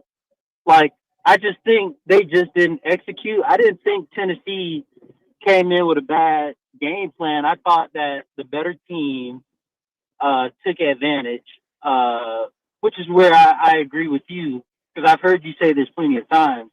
Like, I just think the better team always takes advantage of the other team's mistakes. Like, Yeah, you I got to don't know if Nick capitalize. Saban ever preached that to you guys or not, but I do remember you saying that a few times.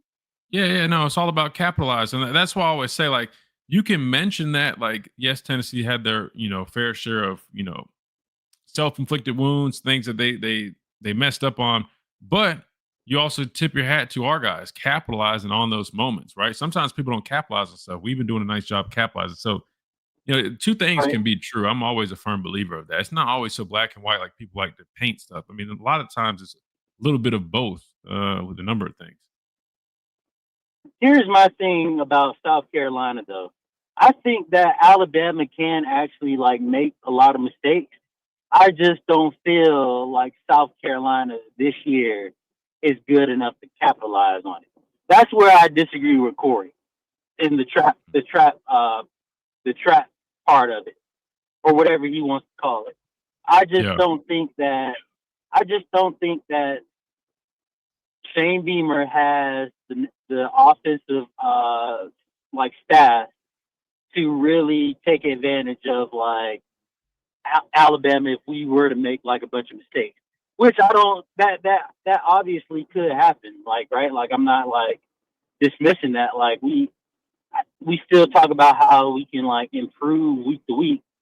So I just don't think that's the one thing I didn't agree with your dad on. Like, South Carolina just can't, for whatever reason this year. They just aren't it at all, for me at least, from what I've seen. Oh, wait, hold on. And I hope you don't think I was talking about you when I was talking about call in if you disagree. I wasn't talking about you or anybody. No. Okay, I was like, hold on. I was about to say, no. I wasn't talking about anybody in our YouTube chat. I just want to be clear. No. I think there's people that called other shows or something. They were upset with some of his takes on the game. I'm like, dude, which should be fair. It's just hard to get on our line sometimes. I'm like, dude, the whole point of him coming on here is to create some back and forth. Like half the time he like that's the exciting part. People want more back and forth. We're not supposed to sit on here and say the same thing. That's boring, man. I think honestly, Rick, I think people forget what sports talk radio, sports entertainment. It's about disagreeing on things. It's about debate. Like I feel like we're in such a society where we're so soft, man. If someone says something you don't agree with, instead of just debating it or talking about it, like exactly, people just whine. Exactly. How many times have me and KJ got up on here like disagreeing with Corey? All the time, and it's fun. Like that's what makes it exciting. All the time, it's fun. Yeah, like I think that's why you guys enjoy it. That's up at it. Like it's like exactly. we think it's great. Yeah, and, I mean, like, and by the way, oh, go ahead. No, like I just wanted to say it's also an honor to get trolls. Like that just means you're on your way up.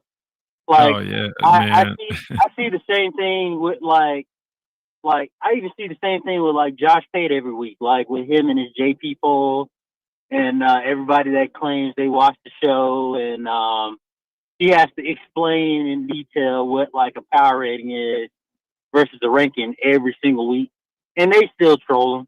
So I just think that's just a sign that like, hey, my dog made it. He getting trolls now.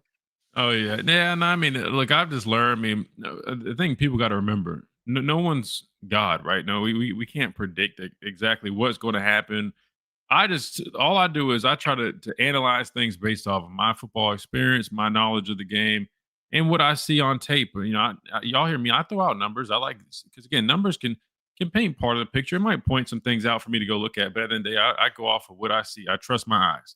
I go off of the tape, and again, then I mean everything's going to play out perfect. But I would argue that I feel like I do my due diligence, and majority of the stuff I say is pretty damn spot on. But there might be a time I'm wrong, and I have no problem owning that. But I think it's just funny when some people just think like, oh, if something's not exactly how they see it, then you're wrong. I'm like, dude.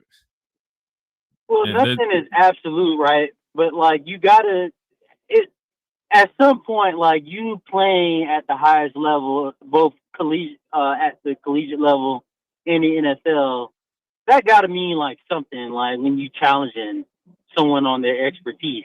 So it's just like you would think, right? Like I don't agree with everything Corey says until like y'all actually start talking, and I stopped doing that because last year I made the mistake of like just assuming what we were supposed to be, and like your dad was pretty much like spot on going through the season. He told us like it wouldn't be easy playing in Norman.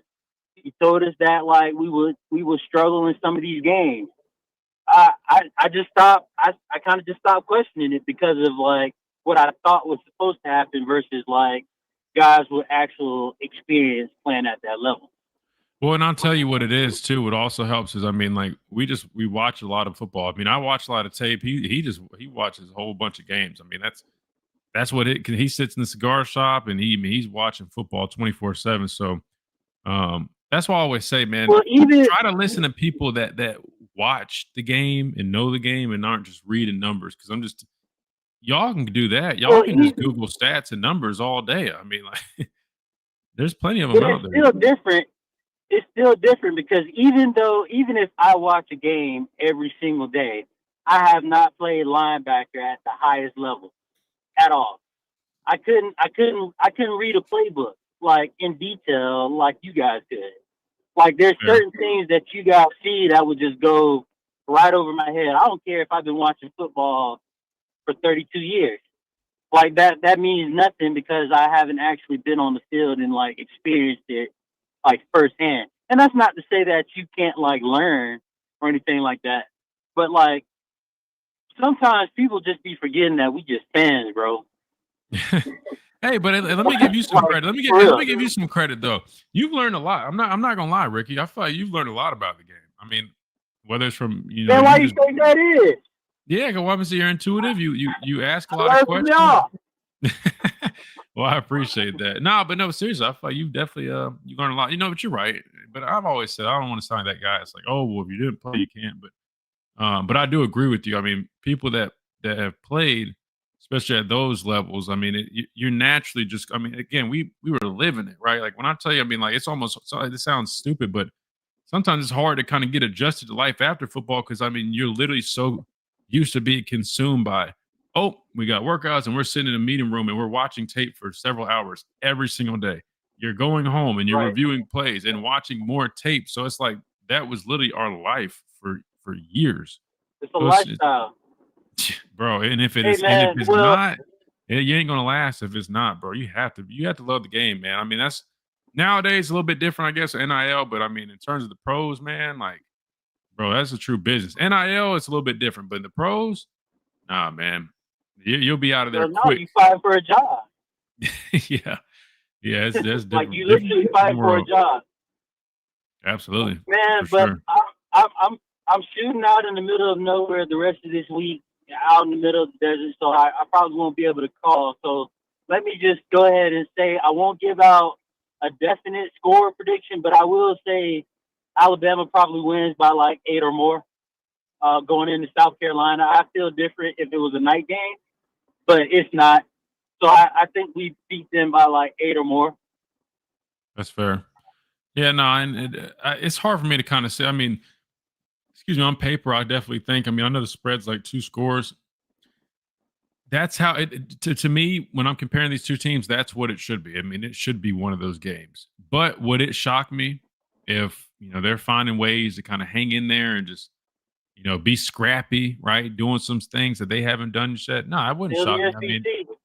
yeah, I mean, there's still the SEC and Columbia is a tough place. I mean, like, bro, I was born and raised like 20 minutes down the road, man. Like growing up and going to those games, man, it's a hell of an atmosphere. If you guys haven't been there before, man, you definitely got to go to a game there. I mean, the towels, the I'm from sandstorm. Florida. I'm from Hmm? Florida. I've never been to a South Carolina game. I have been to a Clemson game, but Florida, when I was growing up, Florida was really good. Like the swamp was. Oh yeah, It's not too many places like louder than Gainesville. So like I don't like whether they're good or not. Like it's just like in the South, man. Like the college football environment is second to none, and I think that's what people like mean when they compare like the Big Ten and the SEC. It's not even about like how good the team is. It's just the environment of college football is just on a whole nother level, man. So I still think it'll be a hard game in South Carolina. I still got us winning by like 2 scores. no, I'm with you, bro. Hey, trust me. A lot of people feel that same way. They're gonna be scrappy, but I just think what we're doing right now, the way we're clicking, definitely should be a solid game for us. Ricky, man, we appreciate you as always, man. Have fun on that set Yes, that you got. sir. Oh yeah, yes, sir. Roll Tide. Yes, sir. Appreciate you. Roll Tide. All right, let's hit a quick timeout. We come back. I think we got one more call, a couple more calls we'll get to, and we'll squeeze in this teleconference from today from head coach Kalen DeBoer right here on the Miller's Edge, Tide 100.9, 1230, WTBC.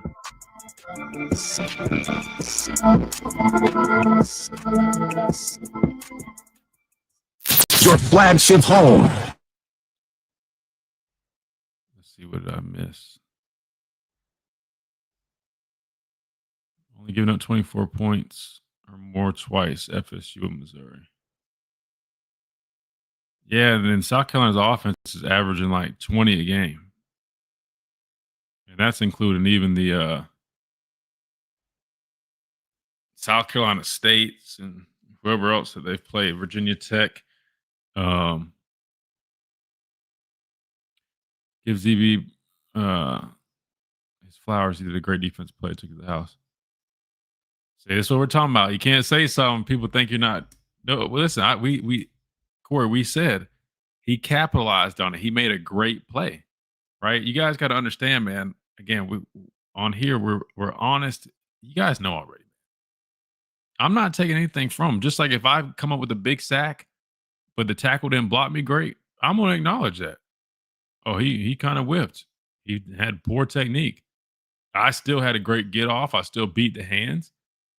You know what I mean? It's not taking credit for myself. It's just that's how.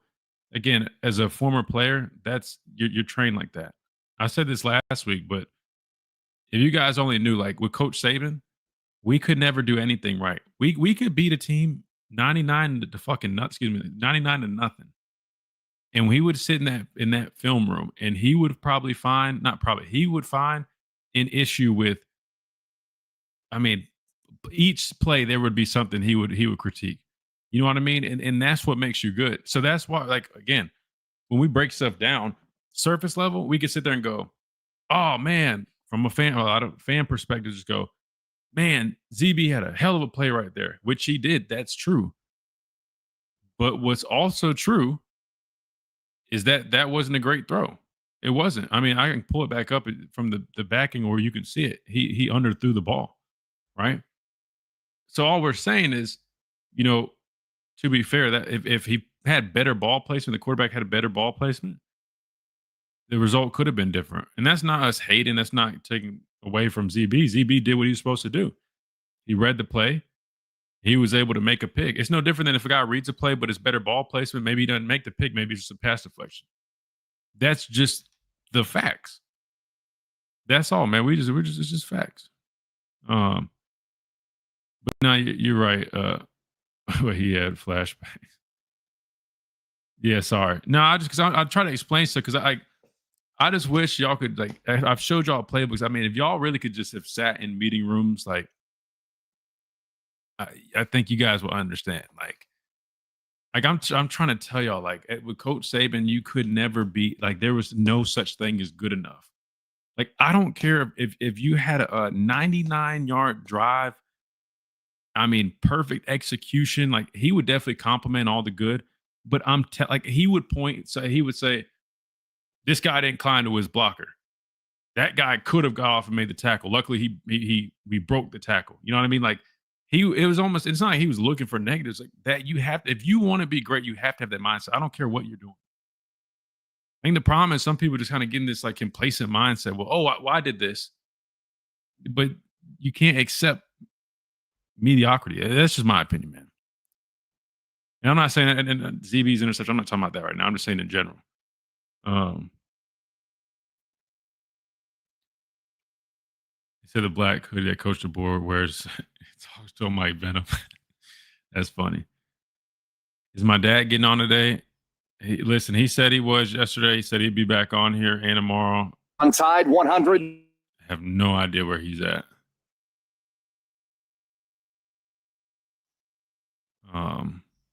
Unfortunately.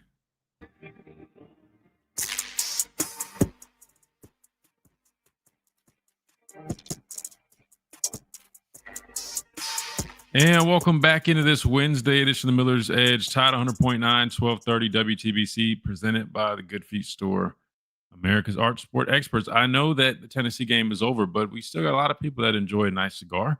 Who doesn't, right? Make sure you guys go to rnrcigars.com. Use that code Miller's Edge. You still get that promotion, 20% off, all that good stuff for any of your orders on the website. Plus, you can always go in the store here, 2703. I should say the mansion, not the store. It's a mansion, 2703 Gary Fitz Street in Tuscaloosa. They're stocking back up. They got hit pretty heavy for, and rightfully so after this past weekend. But that humidor, the best humidor in the Southeast, stocking back up. So make sure you guys check them out. Again, that is R&R Cigars, the official cigar provider of Alabama football since 2014. All right. Oh, God. I just read a comment. I can't read that live, Carson, but that is hilarious. All right, let's go back to the phone lines. We got Seth up next. Seth, welcome in. Hey, what's going on, Christian? What's up, Seth? Man, I've been a Gamecock since the day I was born. And wow. went to South Carolina and graduated in 07 and then moved to Tuscaloosa with my wife. And her family's all big Alabama fans. We were in Bryant Denny's smoking cigars this past weekend. Thank you. But I'm heading down to the Midlands to watch my Gamecocks catch some hands. Man, wait, hold on. So who are you cheering for? Who are you cheering for? It sounds like I got to go with my alma mater. I'm going to be standing there, watching my boys just get hurt because Alabama's firing on all cylinders. They got it all together. And Beamer, I've been watching Beamer's press conferences, man. He just looks defeated. And the journalists, they're asking him, he fired the offensive line coach. They're asking him about Mike Shula, which I didn't agree with that hire in the first place. And, he's like, well, it's on me. It's on me. I'm like, no, it's not. Like, if you're not the person who actively calls plays and the person who's calling your offense is doing a terrible job, then it's Mike Shula's fault. Mm. And they got a lot of problems that need to get addressed, and I think more people are going to get fired, especially with the way the season looks. And I hate to say it, but Alabama's going to struck us, and then if we don't beat Clemson, Beamer might as well just go and take that Virginia Tech job because they're going to be looking for his head. Yo, yeah. If you drop to Clemson, we all know that. Well, at least me and the in-state rivalry there is. I'm not saying it's quite like the Iron Bowl, but if you're from the state of South Carolina, that game is up there. Yeah, it means a lot to those people in the state of South Carolina. Yeah, and look, I hate overly criticizing coaches just because I know. Look, if anybody could do it, they would be doing it. There's a reason these guys are in the business, and I respect coaches, but watching the tape, I'm not gonna lie, I do understand the frustration. Just offensively, man, when you got just like my dad said yesterday, when you have a quarterback like Lenoris and everything that he can do, I know they've got injuries up front. I know they don't have a great offensive line, but you got to get creative, man. You got to find ways, rolling him out of the pocket, implementing him more in the running game. And you don't have a running game, he's going to be your best option. You got to find ways to figure something out. And I just don't think, from what I've seen watching the tape, this is what I've seen, right? I'm not in the building there. I'm not watching every single game, but I just don't think Mike Shula has done a great job with them offensively. But I don't know. Maybe he'll come up with some stuff. Sometimes you need that extra motivation. He's playing his former school, right, where he was a coach at. Maybe he comes up with something this Saturday. But just from what I've seen, I'm not confident in that. Yeah, unless he's got a magic wand up there in that box with him, we ain't gonna make it. If he replaced the offensive line magically with that wand, that'd give him a big boost. I'm hearing that allegedly some of those injured guys should be back. We'll see how much of a difference that makes. I just don't see. Again, even if he's able to find some way to have success, right? It's just, to me, there's just no way it's going to be enough output to keep up with what we're doing offensively. Even if offensively Lenore Sellers finds a way to make magic out of nothing, I can't see it in my head that it would be enough to where their defense could be limiting our offense to that extent too. I don't know, man. But I don't know. I'm getting nervous. I'm talking too. I never talk this positive about these breakdowns. I'm getting a little nervous. I need to slow it down, man. Well, in your defense, this one's pretty obvious. I want South Carolina to win, and it ain't going to happen. That just is what it is. I wonder if that's what Vanderbilt fans said, but I wonder if that's was. I wish I could ask some Vanderbilt fans before we played them last year, what were their thoughts? Because I'd imagine it probably was the same. It probably was, oh, hell, we're not going to waste our time going to this game. Bama's going to blow us out. Then we all know how that went. I don't know, man. Hey, never say never, man. I mean, College football is an interesting space nowadays. yeah, I mean, and Williams-Brice is a crazy place to play, and the fans are always, it's never the fans' fault in Williams-Brice. But I mean, I don't see it, and maybe I'm just a Dalton Thomas or whatever. But man, it's just with like last year, there was a lot of like it was almost like the Gamecocks were on this emotional high, but we had the juice to back it up. Mm-hmm. And this year, I mean, we're 1 or 2 plays away from being in the playoffs. And this year, it's like, man, like once again, as a Gamecocks fan, I'm praying for bowl eligibility so Shane Beamer can get mayonnaise dumped on him. And it is ridiculous. I think that if he doesn't, some heads are going to roll. I think if he goes 6-6, some heads are going to roll. And then next year, if he doesn't have something popping, we're going to be looking for somebody else. So, I mean, the more irrational South Carolina fans, not that there are any of those, they're already calling for his head. So, this is my 2 cents. I like Beamer. I think he's a really good football coach. I would at least try to see, especially if you're having a lot of issues offensively, man, maybe you need to just get some fresh life there, maybe on the offensive side. Again, I'm not trying to call for coaching change. I'm just saying before I fire him, maybe I would at least see maybe if they know somebody or could hire somebody they think could maybe fix that issue. Give it a shot. Well, they swapped ADs, and he's not the new AD's guy. So, I mean, there's that. But I know we'll see. I'm gonna drive 7 hours to go see what happens. So, yeah. Regardless, I mean, at least you got some skin in the game on both sides, technically nowadays. So, I mean, I know your game clock at heart, but it'll be a good one. It'll be a good atmosphere. You always can count on that there. Hey, Seth, we appreciate the call, man. Yeah, man. Have a good day. Yes, sir. You too. All right, good deal. Let's hit this timeout real quick. When we come back, we wind down on this Wednesday edition. I guess my dad's not hopping on here. He said he was hopping on here yesterday. Not on here yet. So maybe we'll get him tomorrow and get a little bit more of his thoughts on this matchup. But nonetheless, we're going to hit a timeout. We come back and keep on rolling right here. Tide 100.9, 1230 WTBC.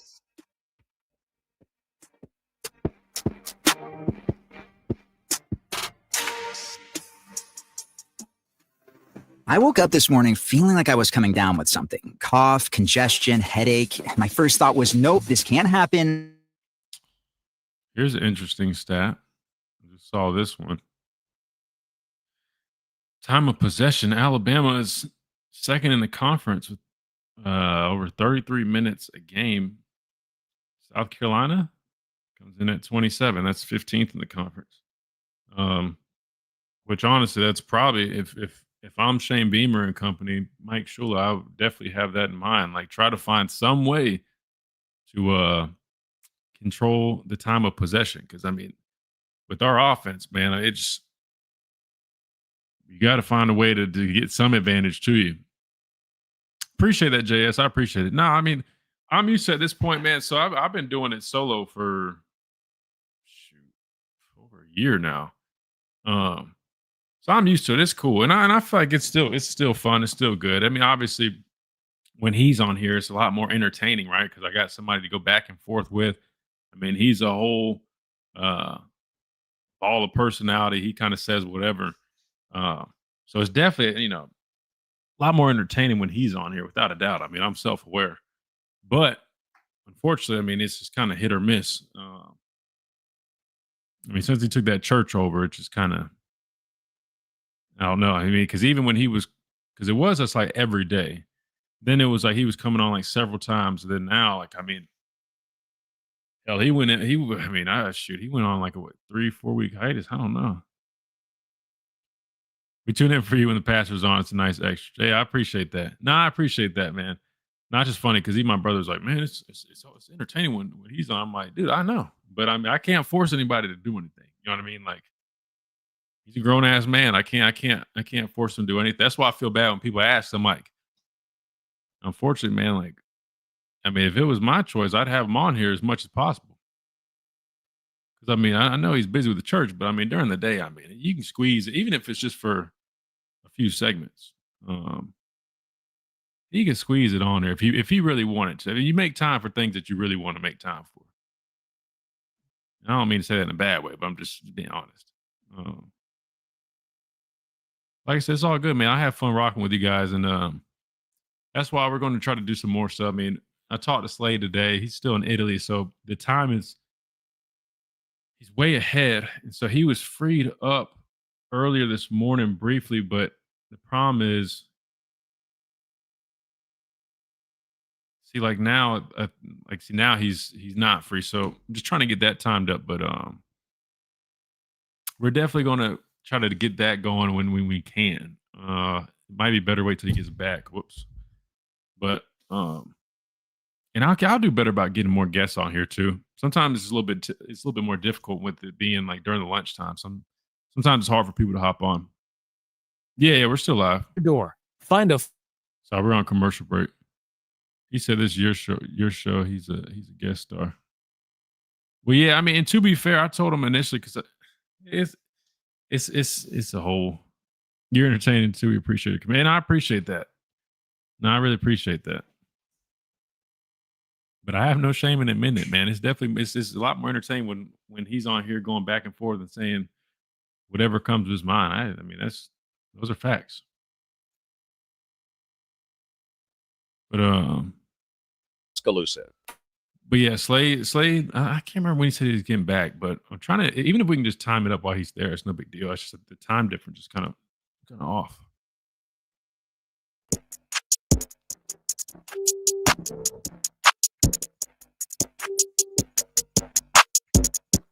And welcome back into this Wednesday edition of the Miller's Edge, tied 100.9 to 1230 WTBC. Sorry, I was typing in teleconference and about mixing my words up. That said, it's 8 minutes. We can squeeze most of it in. Let's do that real quick because I do want to get to that on time. So let's do this. Let's squeeze in this last piece here. This is Kalen DeBoer from today's SEC teleconference. Let's go. Here we go. To South Carolina on Saturday. If you could please take a moment. Tennessee and turned around here and flip the page to South Carolina. Just a solid week going, and we got to make sure we finish it off and with our prep to be ready for a very good South Carolina team. They've been in a lot of battles and against other good teams and very well coached. Going to be a great environment there on their homecoming.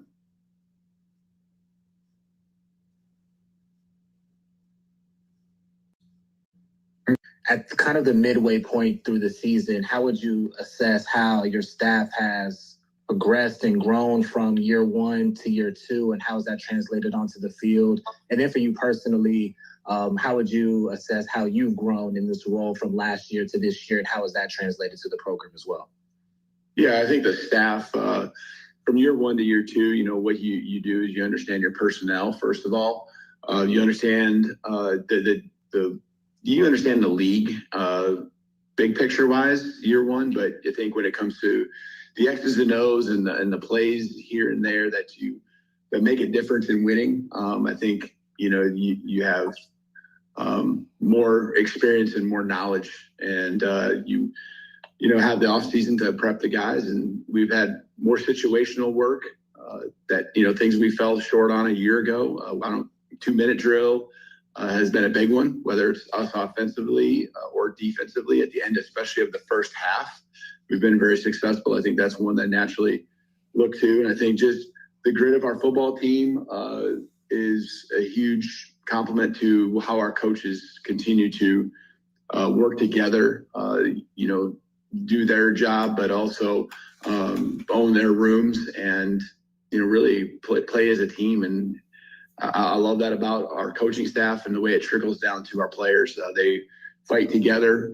They believe in each other. And I think that's a lot of what, relating to myself is I've been able to just really tap into not just the guys as a whole, but also really individually be able to know what makes one guy tick versus another. You talk to the whole team, certainly, but you also got to have, just that relationship and that understanding of what makes guys go. And so I think our coaching staff gets that. We communicate very well. We're very intentional on how we go about each day, understanding, the way it continues to flow. The ebbs and flows of the season certainly affect individuals. Players want more playing time, less play. They don't want less play time, but they want more opportunities. And situations happen with injuries, and being able to evolve as a staff together. I think that's one of the strengths that we have.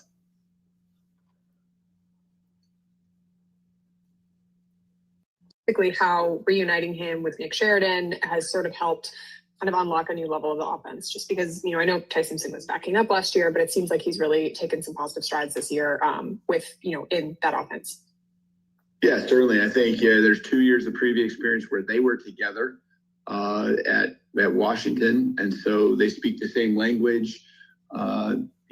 There's also Mitch Dolan, who is our senior analyst, and he sits in that room as well, and he's been with us going back to the Fresno State days. So there's just a lot of continuity, and they're so efficient together as a group, understanding whether it's installation, attacking defenses, quarterback development.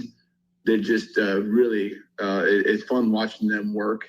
And as the week goes on, I just think that they really dial in on a game plan, and they're able to be creative and also know that it has to all fall within the identity of who we are and who we want to be, and also our personnel and just the relationships that the quarterbacks have in that room. I think is a huge tribute to intentionality they have to work with each of these guys one-on-one.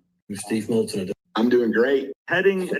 This is a tough stretch that you've been on, and you're about to head into a bye week, but here we go with a non-ranked opponent on the road.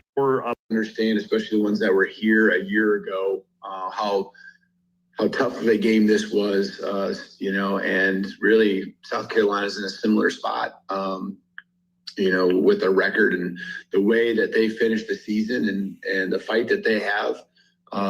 It was evident, and they got a lot of same personnel. They got a lot of preseason All-Americans and projected draft picks on that team. And, we're going into their place, going to be in a great environment. So we understand the challenge, and, we aren't done with the stretch. We're still in the stretch, and, we're not thinking ahead to next week where there's a bye week. We are thinking about we're in the middle of our season. We're in the middle of the fight, and this is where teams really separate themselves, because some just kind of try to get through the back half here.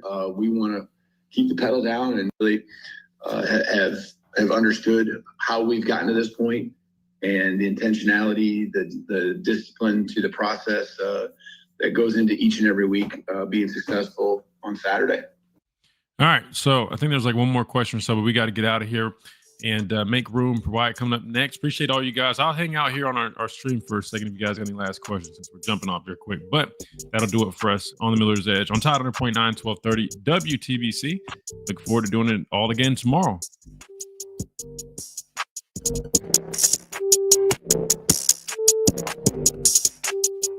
You've been listening to the Miller's Edge, tackling sports daily.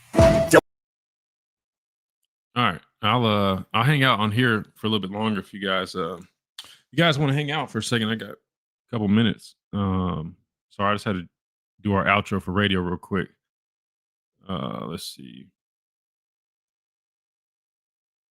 Hey, Coach comes on at 6. Oh yeah, that is tonight. That's right. Older you get, thinner your filter becomes. Why POP is always on 10. Yeah, he just says whatever comes to mind. I'm like, whoa, bro, you're gonna get us canceled, man. You gotta chill. Let's see. I still had this tape pulled out. I was trying to think if there's anything defensively, since we didn't talk much about it. just to show you guys. I had this Missouri game pulled up on here. Again, they're not. They're a decent unit defensively, man. The numbers, though, I mean, aren't great, but if you watch them on tape, I mean, they do decent up front. Linebacker, they've had some tackling issues. Okoronkwo is a good player for them, though. Sean Murphy, he's doing okay. He struggled in that Missouri game. Killigore, that safety that they have, is a good player. But like I said, they do come up with some turnovers, and obviously Dylan Stewart, I mean, he's the best player outside of Lenore Sellers, man. But I'll be honest with you, man. If you would have told me, we would have handled the way we handled those edge guys from like Missouri and Tennessee, man. I feel better about going against a guy like Dylan Stewart. Normally, I'd be like, oh crap, man, it's gonna be a long day. If you guys remember going back to like last year, I mean, Kennard and Stewart, man, I mean, they were just a terror off the edge. But I think with Ryan Grubb and his ability to, not even his ability, but his what's the word I'm looking for? He's not afraid to keep guys in to chip, right? He's not stubborn or whatever you call it. I don't know why coordinator. I can't I really don't understand why we never hardly had chip protection the last several years, knowing our offensive line struggle. That to me, I'll never really fully comprehend that. Trying to think if there's anything on here. Do you have any questions that I missed? I'm sorry, I'm over here on another tab looking at this tape.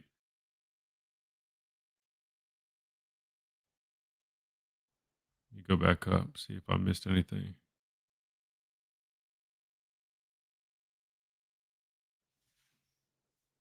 Let's see. Is there a question I missed? No.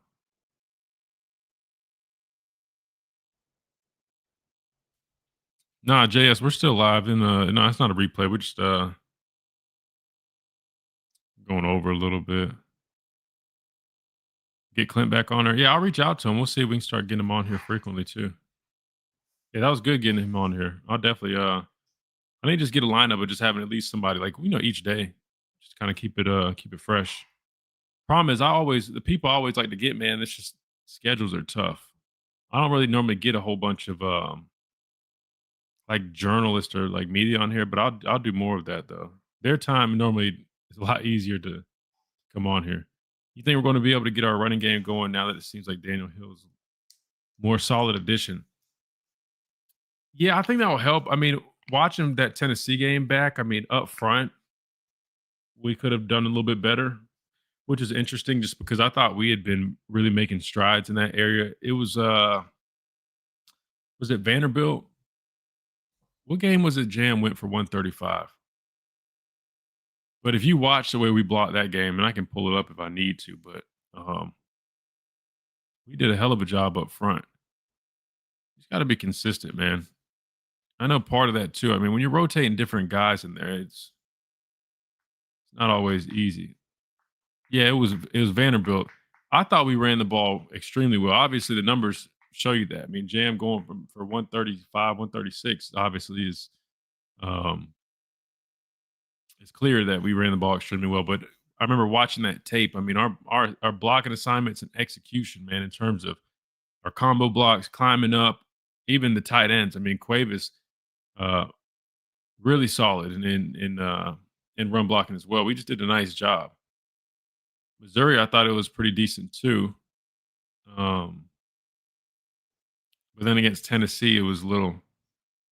I can pull it up real quick if you guys want. Let me pull up that Tennessee game real quick. Alabama defense versus Tennessee. Yeah, because a matter of fact, oh wait, no. I'm sorry. Got that backwards. Tennessee defense. Hold on 1 second. Wait, hold on. Why is it saying I don't need to download that? Tennessee D. Why does it say I need to download it? That's weird. Hold on 1 second. I'm trying to pull this up.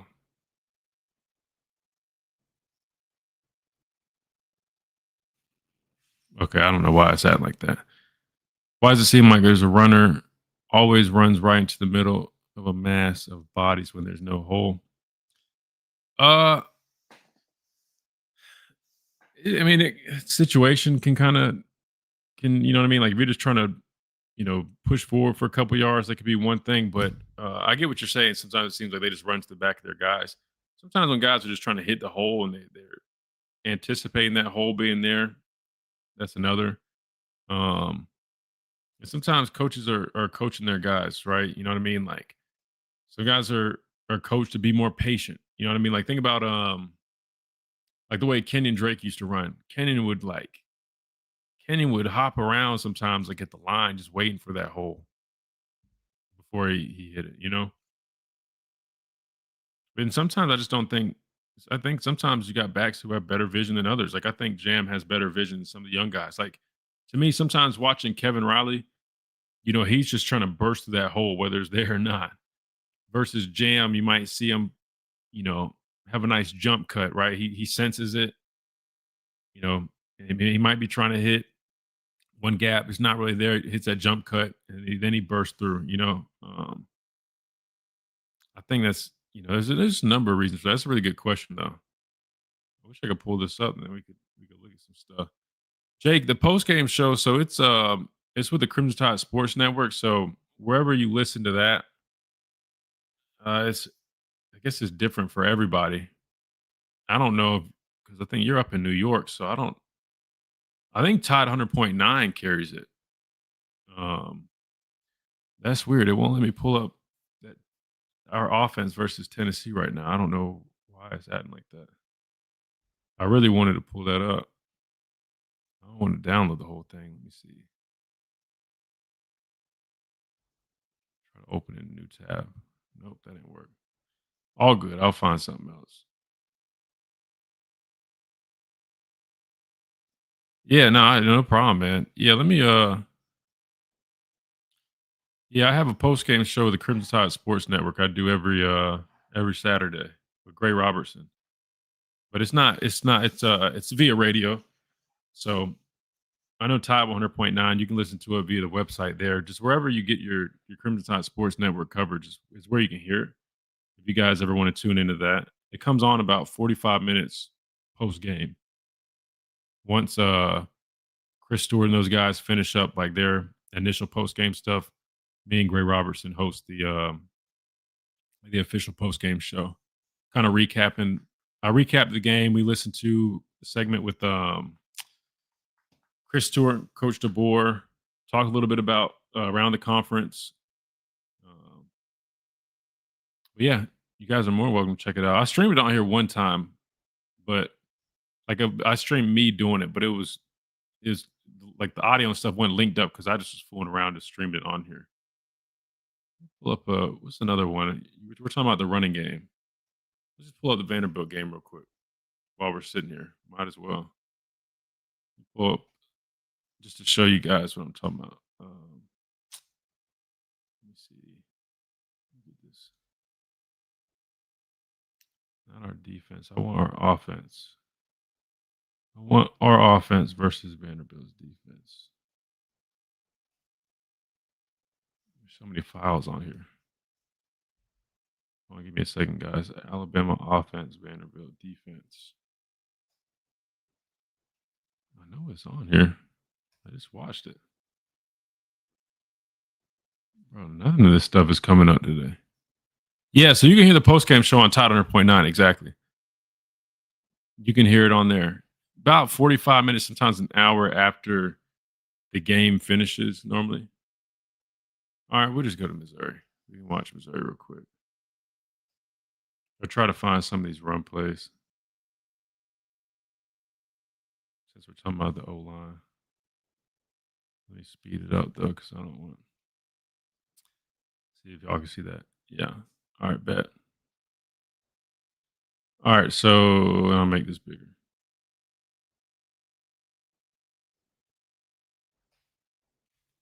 All right, cool. It's like right here, you just got wide zone, stretch, outside zone, all the same thing. We'll say wide zone. I like to call it wide zone. It's a little bit different than what you're talking about, though. It's just me see if I can find a like an inside zone play. That was that screen that got blown up.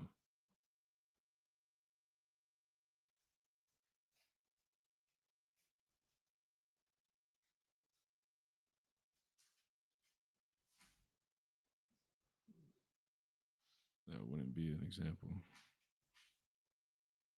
It's a pass play. Let me just see if I can find one. Pass play. Play action. Kind of close, man. I ain't trying to get the copyright going. I just want to answer JS's question. Just show him an example.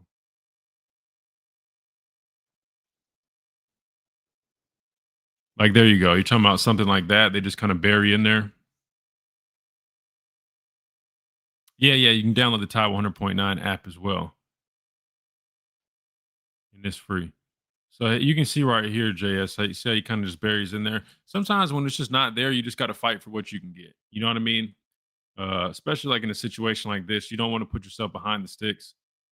Right? We're just running inside zone. He's just trying to fight for as many yards as he can. See from the end zone.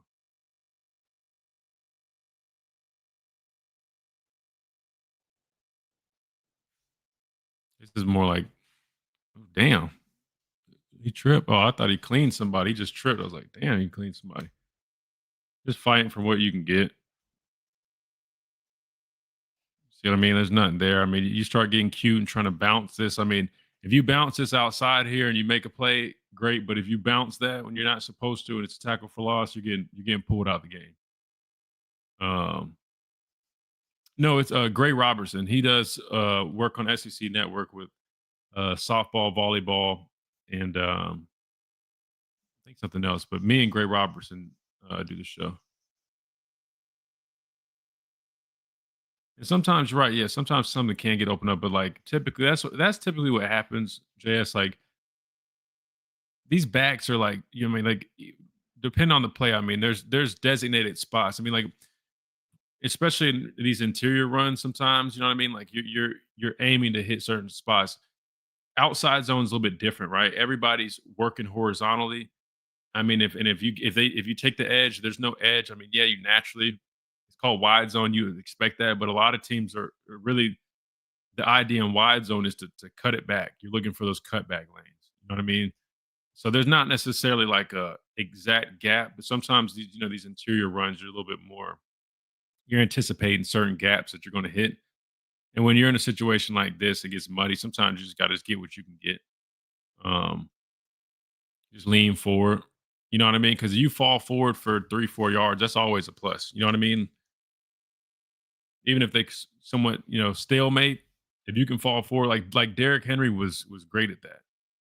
I mean, Derrick used to fall forward for 3-4 yards consistently. I mean, and it just add up, man. It added up over time. But no, that's a good question though. If it ain't there, you just got to take what it's kind of like a quarterback, man. Just take what we always talk about, taking what the defense gives you.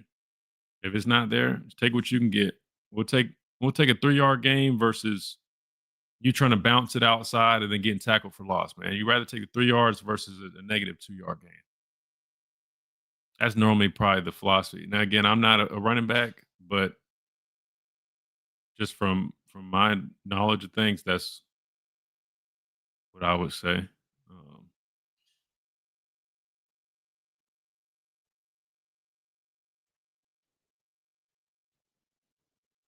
Extensions of the running game, quick game, screen game, man. Like, we'll take those chunk yardage all day.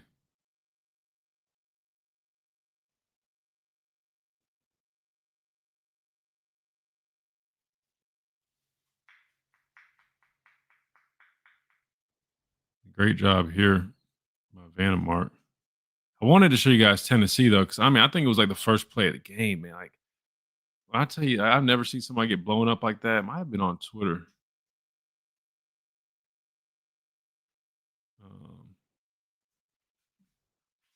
I'm confused with the video streaming deal. How do all these people like Film Guy and others just run it with?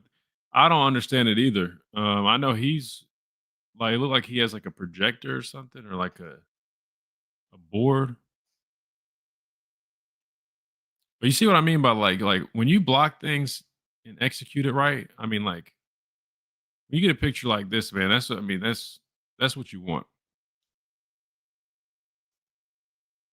I feel like we've been doing a lot better job with our execution.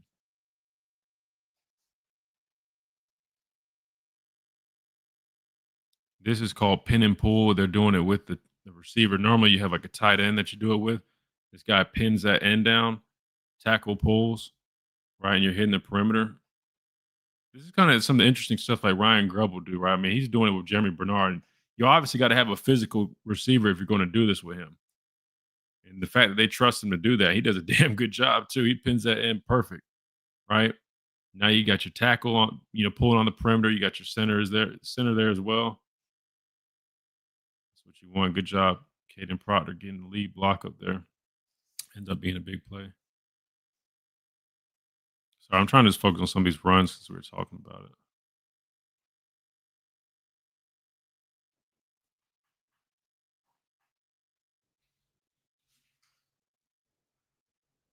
Hey, you fall forward for a few, we'll take that every time.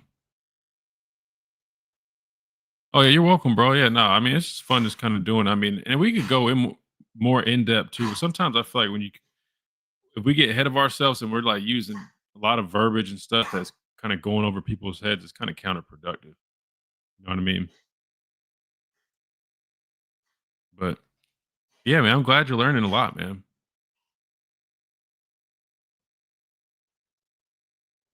It's like when I'm talking about like little details in the running game, like here's like a little wrinkle that could be better. Like you see Jaden Roberts, he's just like a split second too late on climbing up, right? Because they've got a combo block right here on this guy.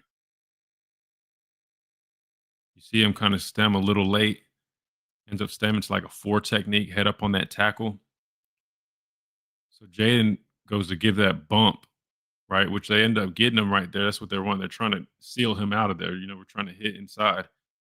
But the fact that Jaden's like a half second too late, that guy squeezes by versus you see what would happen. Literally, if Jaden's able now, Michael Carroll's got to do a better job of sustaining this too. But those two little things right there, the ball was trying to hit right there. He ends up having to bounce it and there's nowhere to go. But that's what we're talking about, like execution up front. A lot of people always focus on like backs or other little things, but that's why I say like you just gotta you turn on the tape, you'll see these little details like issue here, right on this play, right guard, right tackle issues. Ends up, still being a couple yards game, but you guys see, I mean, if you block that correctly, you had a hole right there that Jam or Kevin, whoever that was, I forgot the number already, could have hit.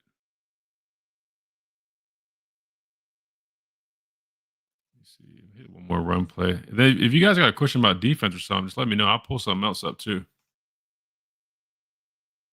Ah, perfect. Is it on they do it on Apple Podcasts? I didn't even know they do that.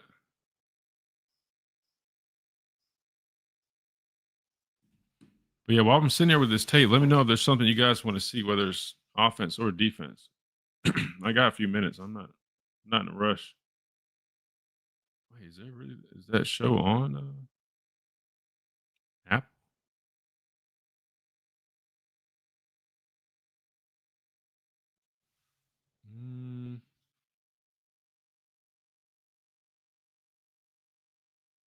I see some other ones, but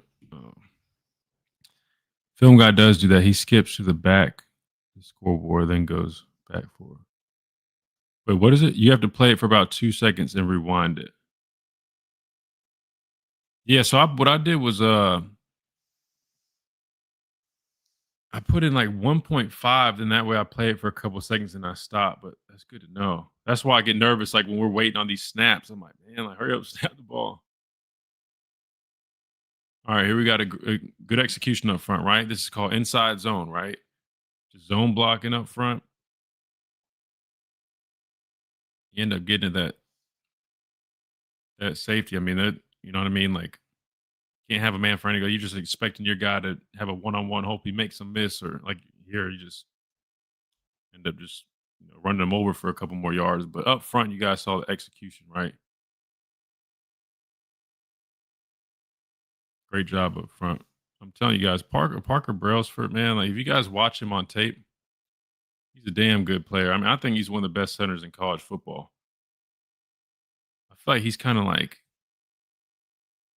not necessarily an unsung hero. I mean, 'cause I feel like he gets some praise, but I don't think people realize. I mean, this dude's, especially for being undersized, he's a damn good player. What is cover three? Let's see if they play anything, and we can just show you with Missouri. So basically, cover three is a 3 deep coverage. It's a middle field closed coverage, which that means you got a safety in the middle of the field, deep safety in the middle of the field. Then your corners are both deep third players. So basically, an easy way to remember those coverages is so cover two is you've got two deep defenders, right? You got two half players. I wish I could have. Is there like a marker on here?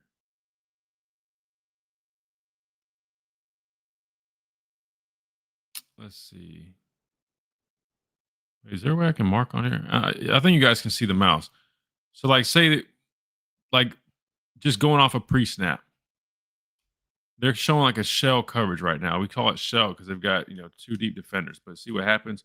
He actually ends up. This actually might be cover three. Matter of fact, this is cover three. This is a good example for you guys to learn from. So this is an example of a defense not trying. This is them disguising some stuff. This is cover three. Why do we know it's cover three? Well, we said it. They've got 3 deep defenders. They've got a middle field.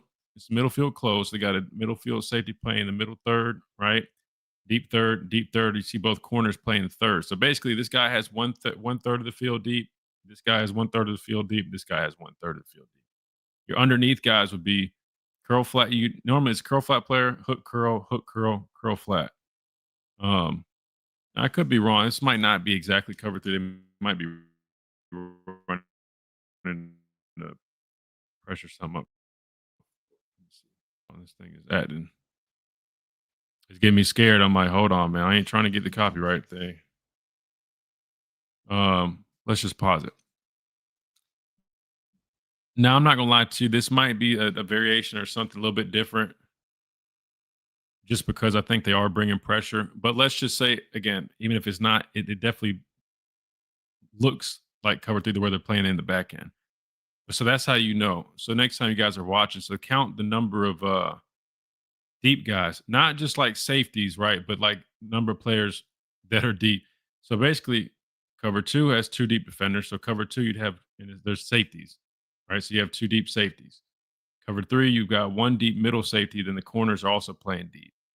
And then cover four is also called quarters, right? They call it quarters because basically you have 4 guys covering a quarter of the back end a piece.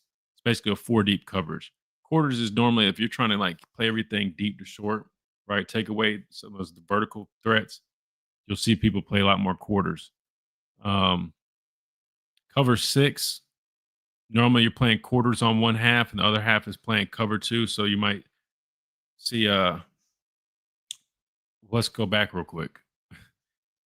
Another way you know is cover 2, not only by the safeties, but you also know if you watch the technique by the corners. Corners, since they don't have that deep responsibility, they squat on the flats.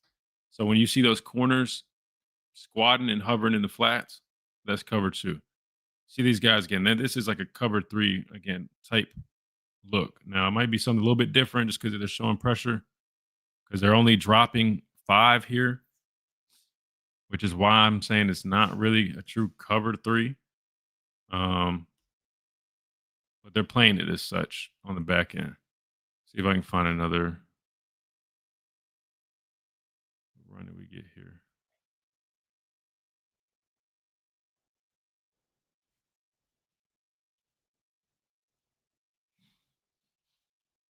Counter.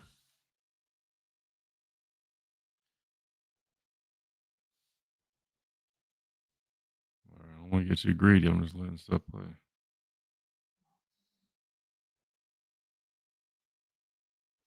See counter action following those polars.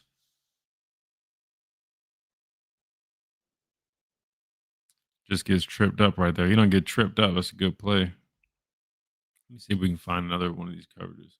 So like pre-snap, you might be thinking you got middle of the field closed, right? So when you got middle of the field closed, typically, I mean, you either get man coverage like cover 1, right? Where you're playing man underneath with the free safety deep, or it could be cover 3. Other ways, like, so how does a quarterback start identifying this stuff, right? So pre-snap, if you're Ty, I mean, first and foremost, you're looking at the shell. So I'm seeing single high. So in Ty's head, he's thinking, all right, it could be man, it could be cover 3, but how do we really start narrowing it down? Well, that's why you see what Ryan Grubb has him doing in this, and Coach DeBoer in this offense. They do a lot of pre-snap movement, right? The reason they're doing that is to help identify these coverages. We can quickly diagnose if it's cover 1 or cover 3. If we do a simple motion, those in motions, you see Ty bring a guy in, even if it's like, I know you guys have seen like Jeremy Bernard run in and trots back out. All that is to identify coverage. You get what I'm saying? If you see that defender run with him, Ty immediately knows I got man coverage right here. And that's when you'll see them start doing these checks. That's why, like, a lot of the stuff that you see them doing pre-snap, man, like it's so key, and it honestly is a large piece of the success that we're having offensively, because we're able to diagnose what they're doing and get ourselves in the best play possible by all these little movements and pre-snap shifts that we do. All right, here we go. So this is true cover 3. So boom. Why do we know this is true cover 3? We got middle of the field close. We got a deep third player. We got a deep third player. And what I say, so when you got 3 guys deep, that means you got 4 underneath. We got a curl flat player here, hook curl, curl flat. This is true base cover 3 defense. You see, it's a perfect picture right here. 3 deep, 1, 2, 3, 4 underneath, curl flat, hook curl flat. So screenshot that, whatever you want to do. That this is cover 3. That's a cover 3 defense. That's about as base cover 3 as it gets. Now, we'll take it a step further. Where are the weak spots in cover 3? How do you attack cover 3? Typically speaking, the seams are going to be vulnerable in cover 3. Why? Well, you can see right here, you got 1 deep safety.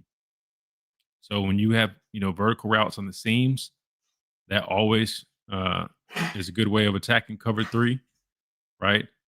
Technically, I know you have curl flat players, but dumping it to the flats is normally a good way. I mean, look, you see Jeremy Bernard at the bottom. You see with his hand up, like sometimes it's depending on what personnel they're in. Like a lot of the time you have, like, if you're in base, they'll have like linebackers playing those curl flats.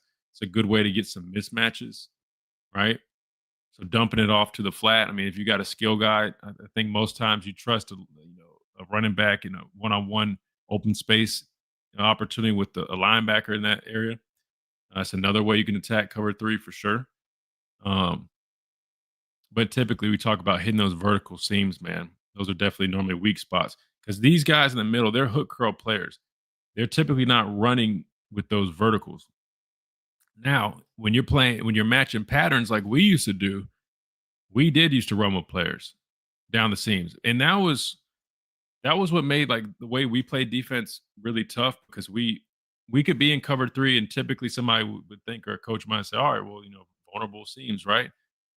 But we were always taught, if we didn't have somebody directly, so like say we had a 2x2 formation and I had a tight end on the ball and I'm at the Sam linebacker spot, and my job is I'm a curl flat player. But if the back was away from me, if the back was on the other side of the football and I didn't have an immediate threat to my flat, I was always taught to run with that vertical route until somebody threatened my flat. If nobody ever threatened my flat, I would match that vertical seam route with that tight end. You got me? And then the backer or somebody would make me right. So we would be playing cover 3, but we would have match principles in there, so it could kind of like morph into something else. And another thing, you always see people get caught up on this too. Stuff like wheel route. Sometimes if guys aren't disciplined, like say you got like a backer out here and he's responsible for the flat, you're always taught, once he crosses your face, you got to buy it. So if I got a wheel route, sometimes guys mess up because they'll take the wheel route initially to the flat, then they turn their head thinking, oh, I'm just a curl flat player. And then that guy's left wide open. Or you'll see them, they really threaten you. They'll have a wheel route. They'll have another guy kind of going on like an out. They have multiple guys basically threatening the flat. And it always causes basically, what do you call it? Just like a conflict for that defender. That's why you see, like, I remember, like, Florida State, they hit us on that wheel route. The way they did that was nice. All right. So you hit that cover 3. Before we get out here, is there any last questions or anything? You guys got what we got this pulled up? Was that from the defensive mind of Saban? Yeah. Coach Saban, it was called Ripley's match. Coach Saban, I think he might have got it from, it was like Bill Belichick, maybe when they were in Cleveland, something like that. But yeah, Ripley's match, all that stuff. I mean, I'm pretty sure they came up with all that. Cover 7 principles. I'm not going to dive too much into cover 7 because I'll be honest with you. I mean, unless you come from Coach Saban's tree, you don't see a whole bunch of it. But cover 7 is used to be our bread and butter. But that, I'm not gonna lie to you guys, it's a very complicated coverage. I mean, there's so many addendums to it. It's just it'd take us a long time trying to break that down. Do you think Lawson's still in his head about his injury? Usually he's a step or two slow. He's gotten better, but I can't imagine it's got to be hard knowing this is the last year of eligibility. I feel like sometimes he does seem a little not gingerly like when he's out there, but I mean, there's just times that it does look like maybe it's not all the way. I mean, I know he's healthy, but you get what I'm saying. I mean, sometimes, I mean, it takes until you really feel back, like true to yourself before that, like a knee injury like that. I mean, sometimes it takes a while because I mean, it's almost like a mental barrier, right? But I agree. I think sometimes I do feel like he looks a little not necessarily hobbled, but like I'm thinking about that Tennessee run. And I know he just over pursued it, but just like his ability to kind of break down, you know what I mean, didn't seem as fluid, right? Thank you, Keena. Thank you. It'd be awesome if you had the ability to draw on the screen. Yeah, that's why I was trying to see if I could. You think it's mental? Yeah, I was kind of thinking that too. It almost is kind of like not fully confident just yet, and like really, 100% speed, running, breaking down, cutting. I could be wrong though. I mean, maybe he just naturally kind of just a little bit more stiff of a player, but he's a great athlete. That's why I think part of that stiffness comes from the injuries, right? Um, yeah, I'll definitely look into trying to find a way to draw on the screens because I think that would be excuse me, um, helpful to kind of show some stuff. Misdirection run here. Block that well up front. Let's see. I want to show some more defense stuff, but anyway. Oh wait, what was this? Sack.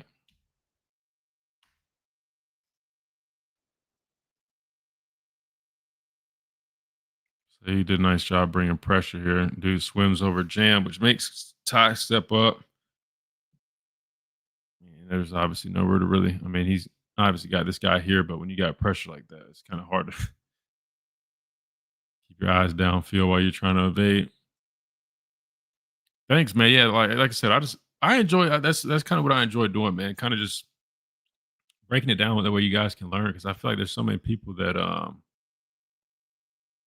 Oh, thank you. I'm glad you guys are enjoying it. I mean, like I said, I just know there's so many people that love football and love watching it, and they want to understand kind of what exactly is happening on a lot of stuff. And obviously, we can't break down every single thing. I mean, hell, there's some stuff from other aspects that I'm not even 100% on because I mean, there's different philosophies. Like, I mean, with football, you got your base things, whether it's, coverages. I mean, cover 3 is cover 3. But at the same time, some people coach it different. Just like the way we ran cover 3 with our match principles was different than the way Kane runs his cover 3. You know what I mean? Like his is vision based, like true zone drops. Ours wasn't like that.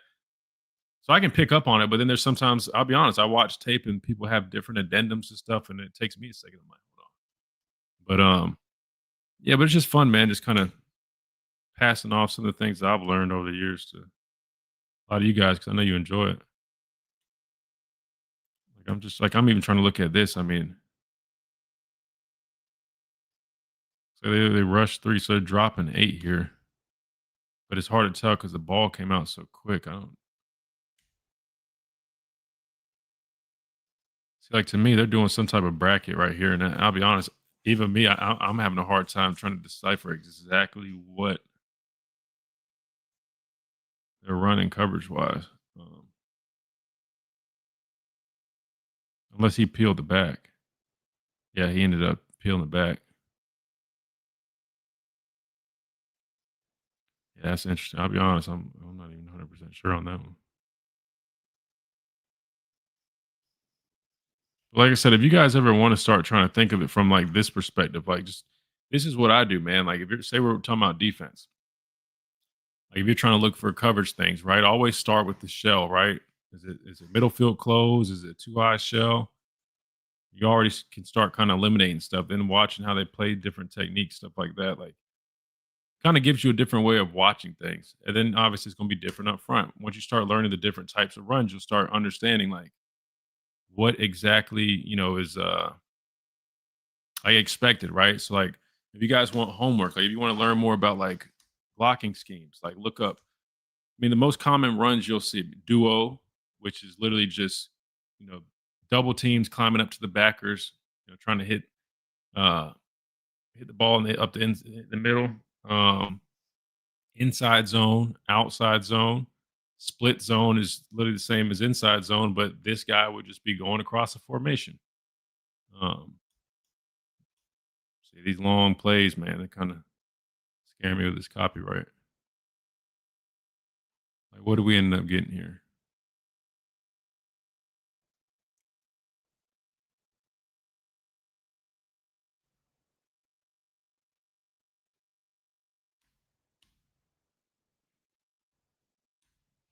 Oh God! All right, hold on. See, I'm getting scared with this copyright thing, man.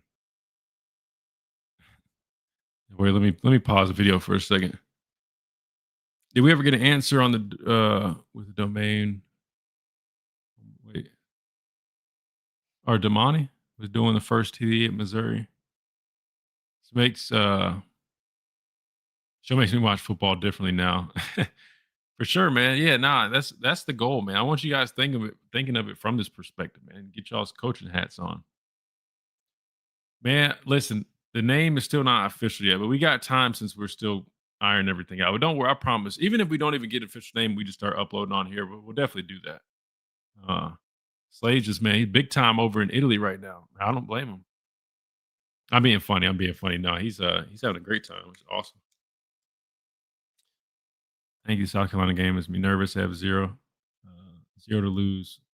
Yeah, always gotta be wary of a team like that for sure. Number 9, yeah, him and 8, man. Those two edge guys were great players, man. That was honestly one of the best tandems I've seen in some time. Maybe you can get a simple whiteboard behind you. No, I can definitely try to just draw stuff up. Superfly, I appreciate you being in here, man. Yes, sir. Hasta mañana. Cuídate. Gracias por estar aquí.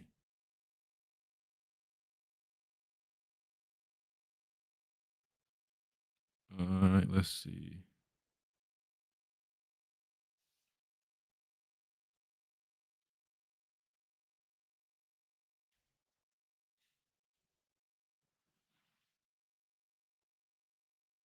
This is before that's the third quarter.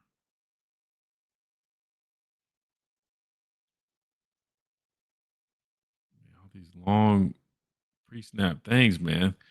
Ty and Grub are gonna get us a damn. I don't even want to say the word on here. They're gonna get us. What to say? We're gonna get us. They're gonna call flag on us, man. All this pre-snap stuff they got going. Have them just let it run.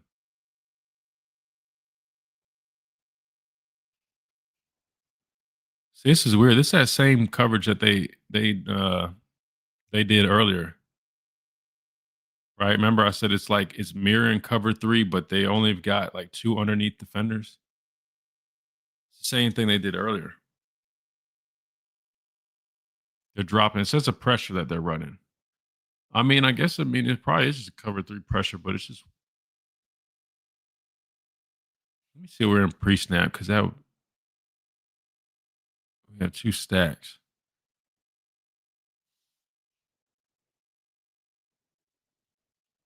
I mean, there's just no flat defender. That's what I mean. Like that's why I'm so confused right here. Unless you got 2 hook droppers and no flat players in this coverage. I don't understand what.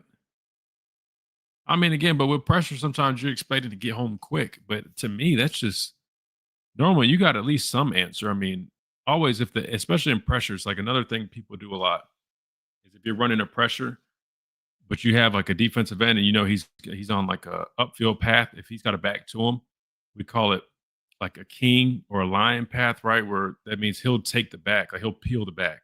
Another word we use peel, like a banana peel. You're not peeling the back, you take him man. But obviously there's no back flaring to the flat here. So I mean, that's interesting. All right, we'll do one more play, then we'll get out of here. Oh, wait, Jake asked about the Damani one. I'll pull that up for you real quick. We'll end on that one real quick. Let me put this back on here real quick while talking about that touchdown to the tight end. I think that's what you're talking about.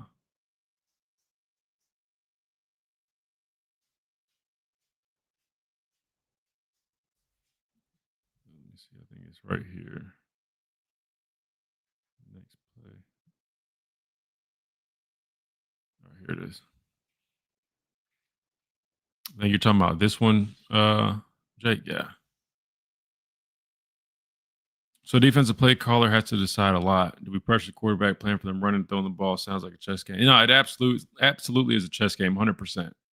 Right. So basically, the way it works for a coordinator. So going into the game, he's going to have a play sheet, right? So he's going to have a call sheet. And this is probably only going to be 25 to maybe 40 something percent of the defense. You don't go into a game with every single thing. You narrow down what you want to call throughout the week, because the way it works is going into a game week, you've had all your GAs and coaches, they've been studying all this tape, and everybody is delegated different responsibilities. So one guy will be responsible for the run game, passing game on broad terms, and you have some other people that they focus on red zone run game, red zone passing game, third and long, situations, short yardage situation. People are responsible for all these different situations and categories. So then you, as a coaching staff, they meet, come together, they come up with a game plan that they want for that week. And then during the practice week, you go out there and you rep those things. That way you can see what looks you like, what looks you don't like. So, I mean, you'll go into the practice week, you'll run a number of different things against looks that they've seen on tape. That's what the scout team does. They run those looks. And then you'll keep what you like, you'll throw away what you don't like. Then when the game comes, you got that. That's why you see him having that card. That's his call sheet. There's not a whole bunch on there. I think you guys have seen on the TV copy. I mean, it's what they go into the game with. That being said, when it comes time to actually call them plays, you're looking at personnel, you're looking at formation. Now they got the comm system. They can talk with the backer, try to get things as best as they can. But those plays are going to be called based on a number of things, right? Down and distance, situation, right? Their tendencies, the formation that they're in. So, yeah, I mean, coordinator, he has a lot on his plate. That's why, again, I try not to be too hard on some of these coaches, because, I mean, it's easy for us that aren't out there, right, to say, oh, they should have done this. They should have. But, like, in real time, he's having to literally, whether he's in the booth or he's on the sideline and he's communicating with somebody in the booth, literally having to see these things, quickly call something based off of what he's practiced, throughout the week, of like what he wants, to call in these situations, what he feels like will be the most effective. And you just got to rely on your guys to go execute there. Sorry, man. Congestion. I still got congestion from the last couple of weeks. So this is that play, Jake. So this is what I was talking about. Like, when you do have curl flat players, sometimes those wheel routes, man, if you're not disciplined, you have bad eyes, it can get you. And the way this tight end is running this, I'm not going to lie, I mean, it is a little bit tough, because it's not like a straight up regular wheel route. He's kind of running in the bray. And then he turns it into a wheel. Hold on, let me see. I don't want to let it play too much. Went too far ahead. You see how he's kind of making it look? Normally a wheel route is like you're literally wheeling up. Bray tries to make contact on, and Bray starts running with him, right? And a matter of fact, speaking of cover 3, this is cover 3, right? Which, just so you guys know, our main coverage in Coach Warming's defense is cover 3. Like that's like their go-to. So this is cover 3. Damani's got a deep third. Sab's deep third. ZB's a deep third. Then you got hook curl, curl flat, curl flat. Now, what happens is Bray, see how he kind of Bray's kind of undecided right here. And I think it's because the way that tight end ran, that now you see cover 3 exactly. You see it? It looks a little confusing, maybe just because this guy's drop was so deep as that hook player. But he doesn't have anything underneath, and actually that's helping taking away these windows. You see this guy bending in. It actually helps out. But see how Bray's in conflict? This is what I'm talking about. Bray's kind of like, to me, I don't think Bray was about to run with him. I think the only reason Bray actually turns back to this guy is because the ball's thrown now. To me, it looks like Bray came off of this guy, which this was going to be a problem either way because Bray comes off of that. Does that make sense? Because this guy, look, he's a deep third player. Look who's in his deep third. Damani's just breaking on this football because he sees the ball, which, I mean, that's great instincts by him. So right now, Damani's doing a hell of a job. He had somebody threatening his deep third that he was running with, but he sees the ball thrown. So he breaks on it. This is the part that I'm not too sure about. What, I mean, we would have to ask him. I mean, I'm friends with him. He's a great dude, by the way. I mean, I guess I could probably ask him what was going through his mind on this. Only thing I could think of is if he thought this ball was overthrown and he was maybe going to catch it, but you see where he's at. Even if he was going for an interception, it's kind of pointless because you're going to catch it out of bounds. So I personally don't know. I would have just gone and just leveled this dude. Personally, that's what I would have done. I mean, I would have just, I guess you would have risked getting a targeting penalty, but he could have gave that dude a real shot. But that's pretty much what happened, Jake. But again, though, if we're being honest, though, I mean, Bray shares a little bit of this because technically, once you take him, you take him. Like Bray should buy this. That's who's in his flat, especially given where's the back. I see how the back is creeping out here. That's way too late. Like if I was ever taking a wheel route, if anybody creeps out, that's on that like a hook guy or somebody else will make you right. But I got to take this because especially when they got this guy flying down the field right here in the boundary, that deep third corner has to take that. So if you don't run with that wheel route, I mean, it's just a wide open shot. That's why. And look, and you can tell. I mean, that quarterback was expecting that. You see, he didn't expect Brady to even run with that.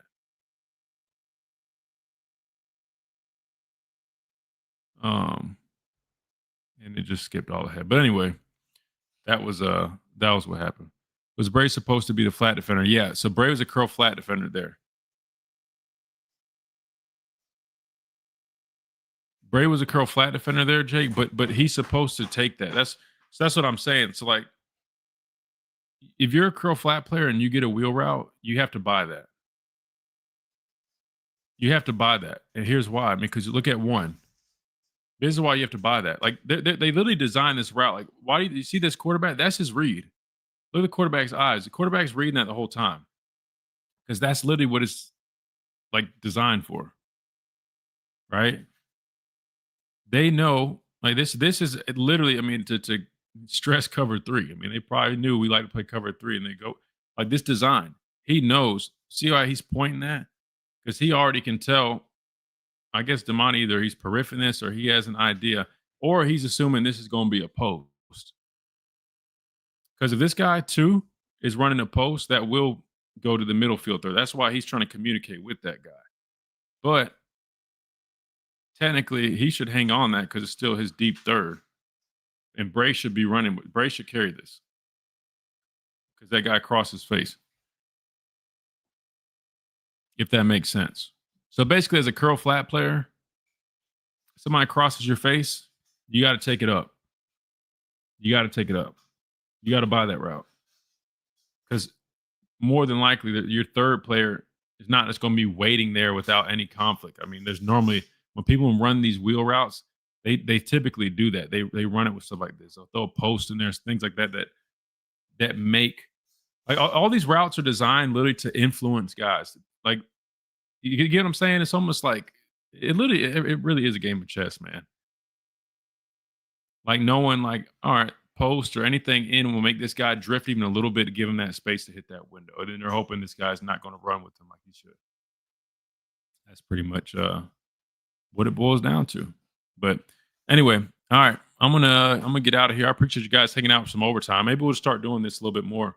That way we have an opportunity to actually break stuff down. It's hard to do it while we're on the radio too much, but obviously once we're not worried about the radio portion, I can sit on here and pull up clips. But if you guys ever have any like certain plays or certain situations that you want to ask about or want me to pull up and talk about, feel free, man. I enjoy doing these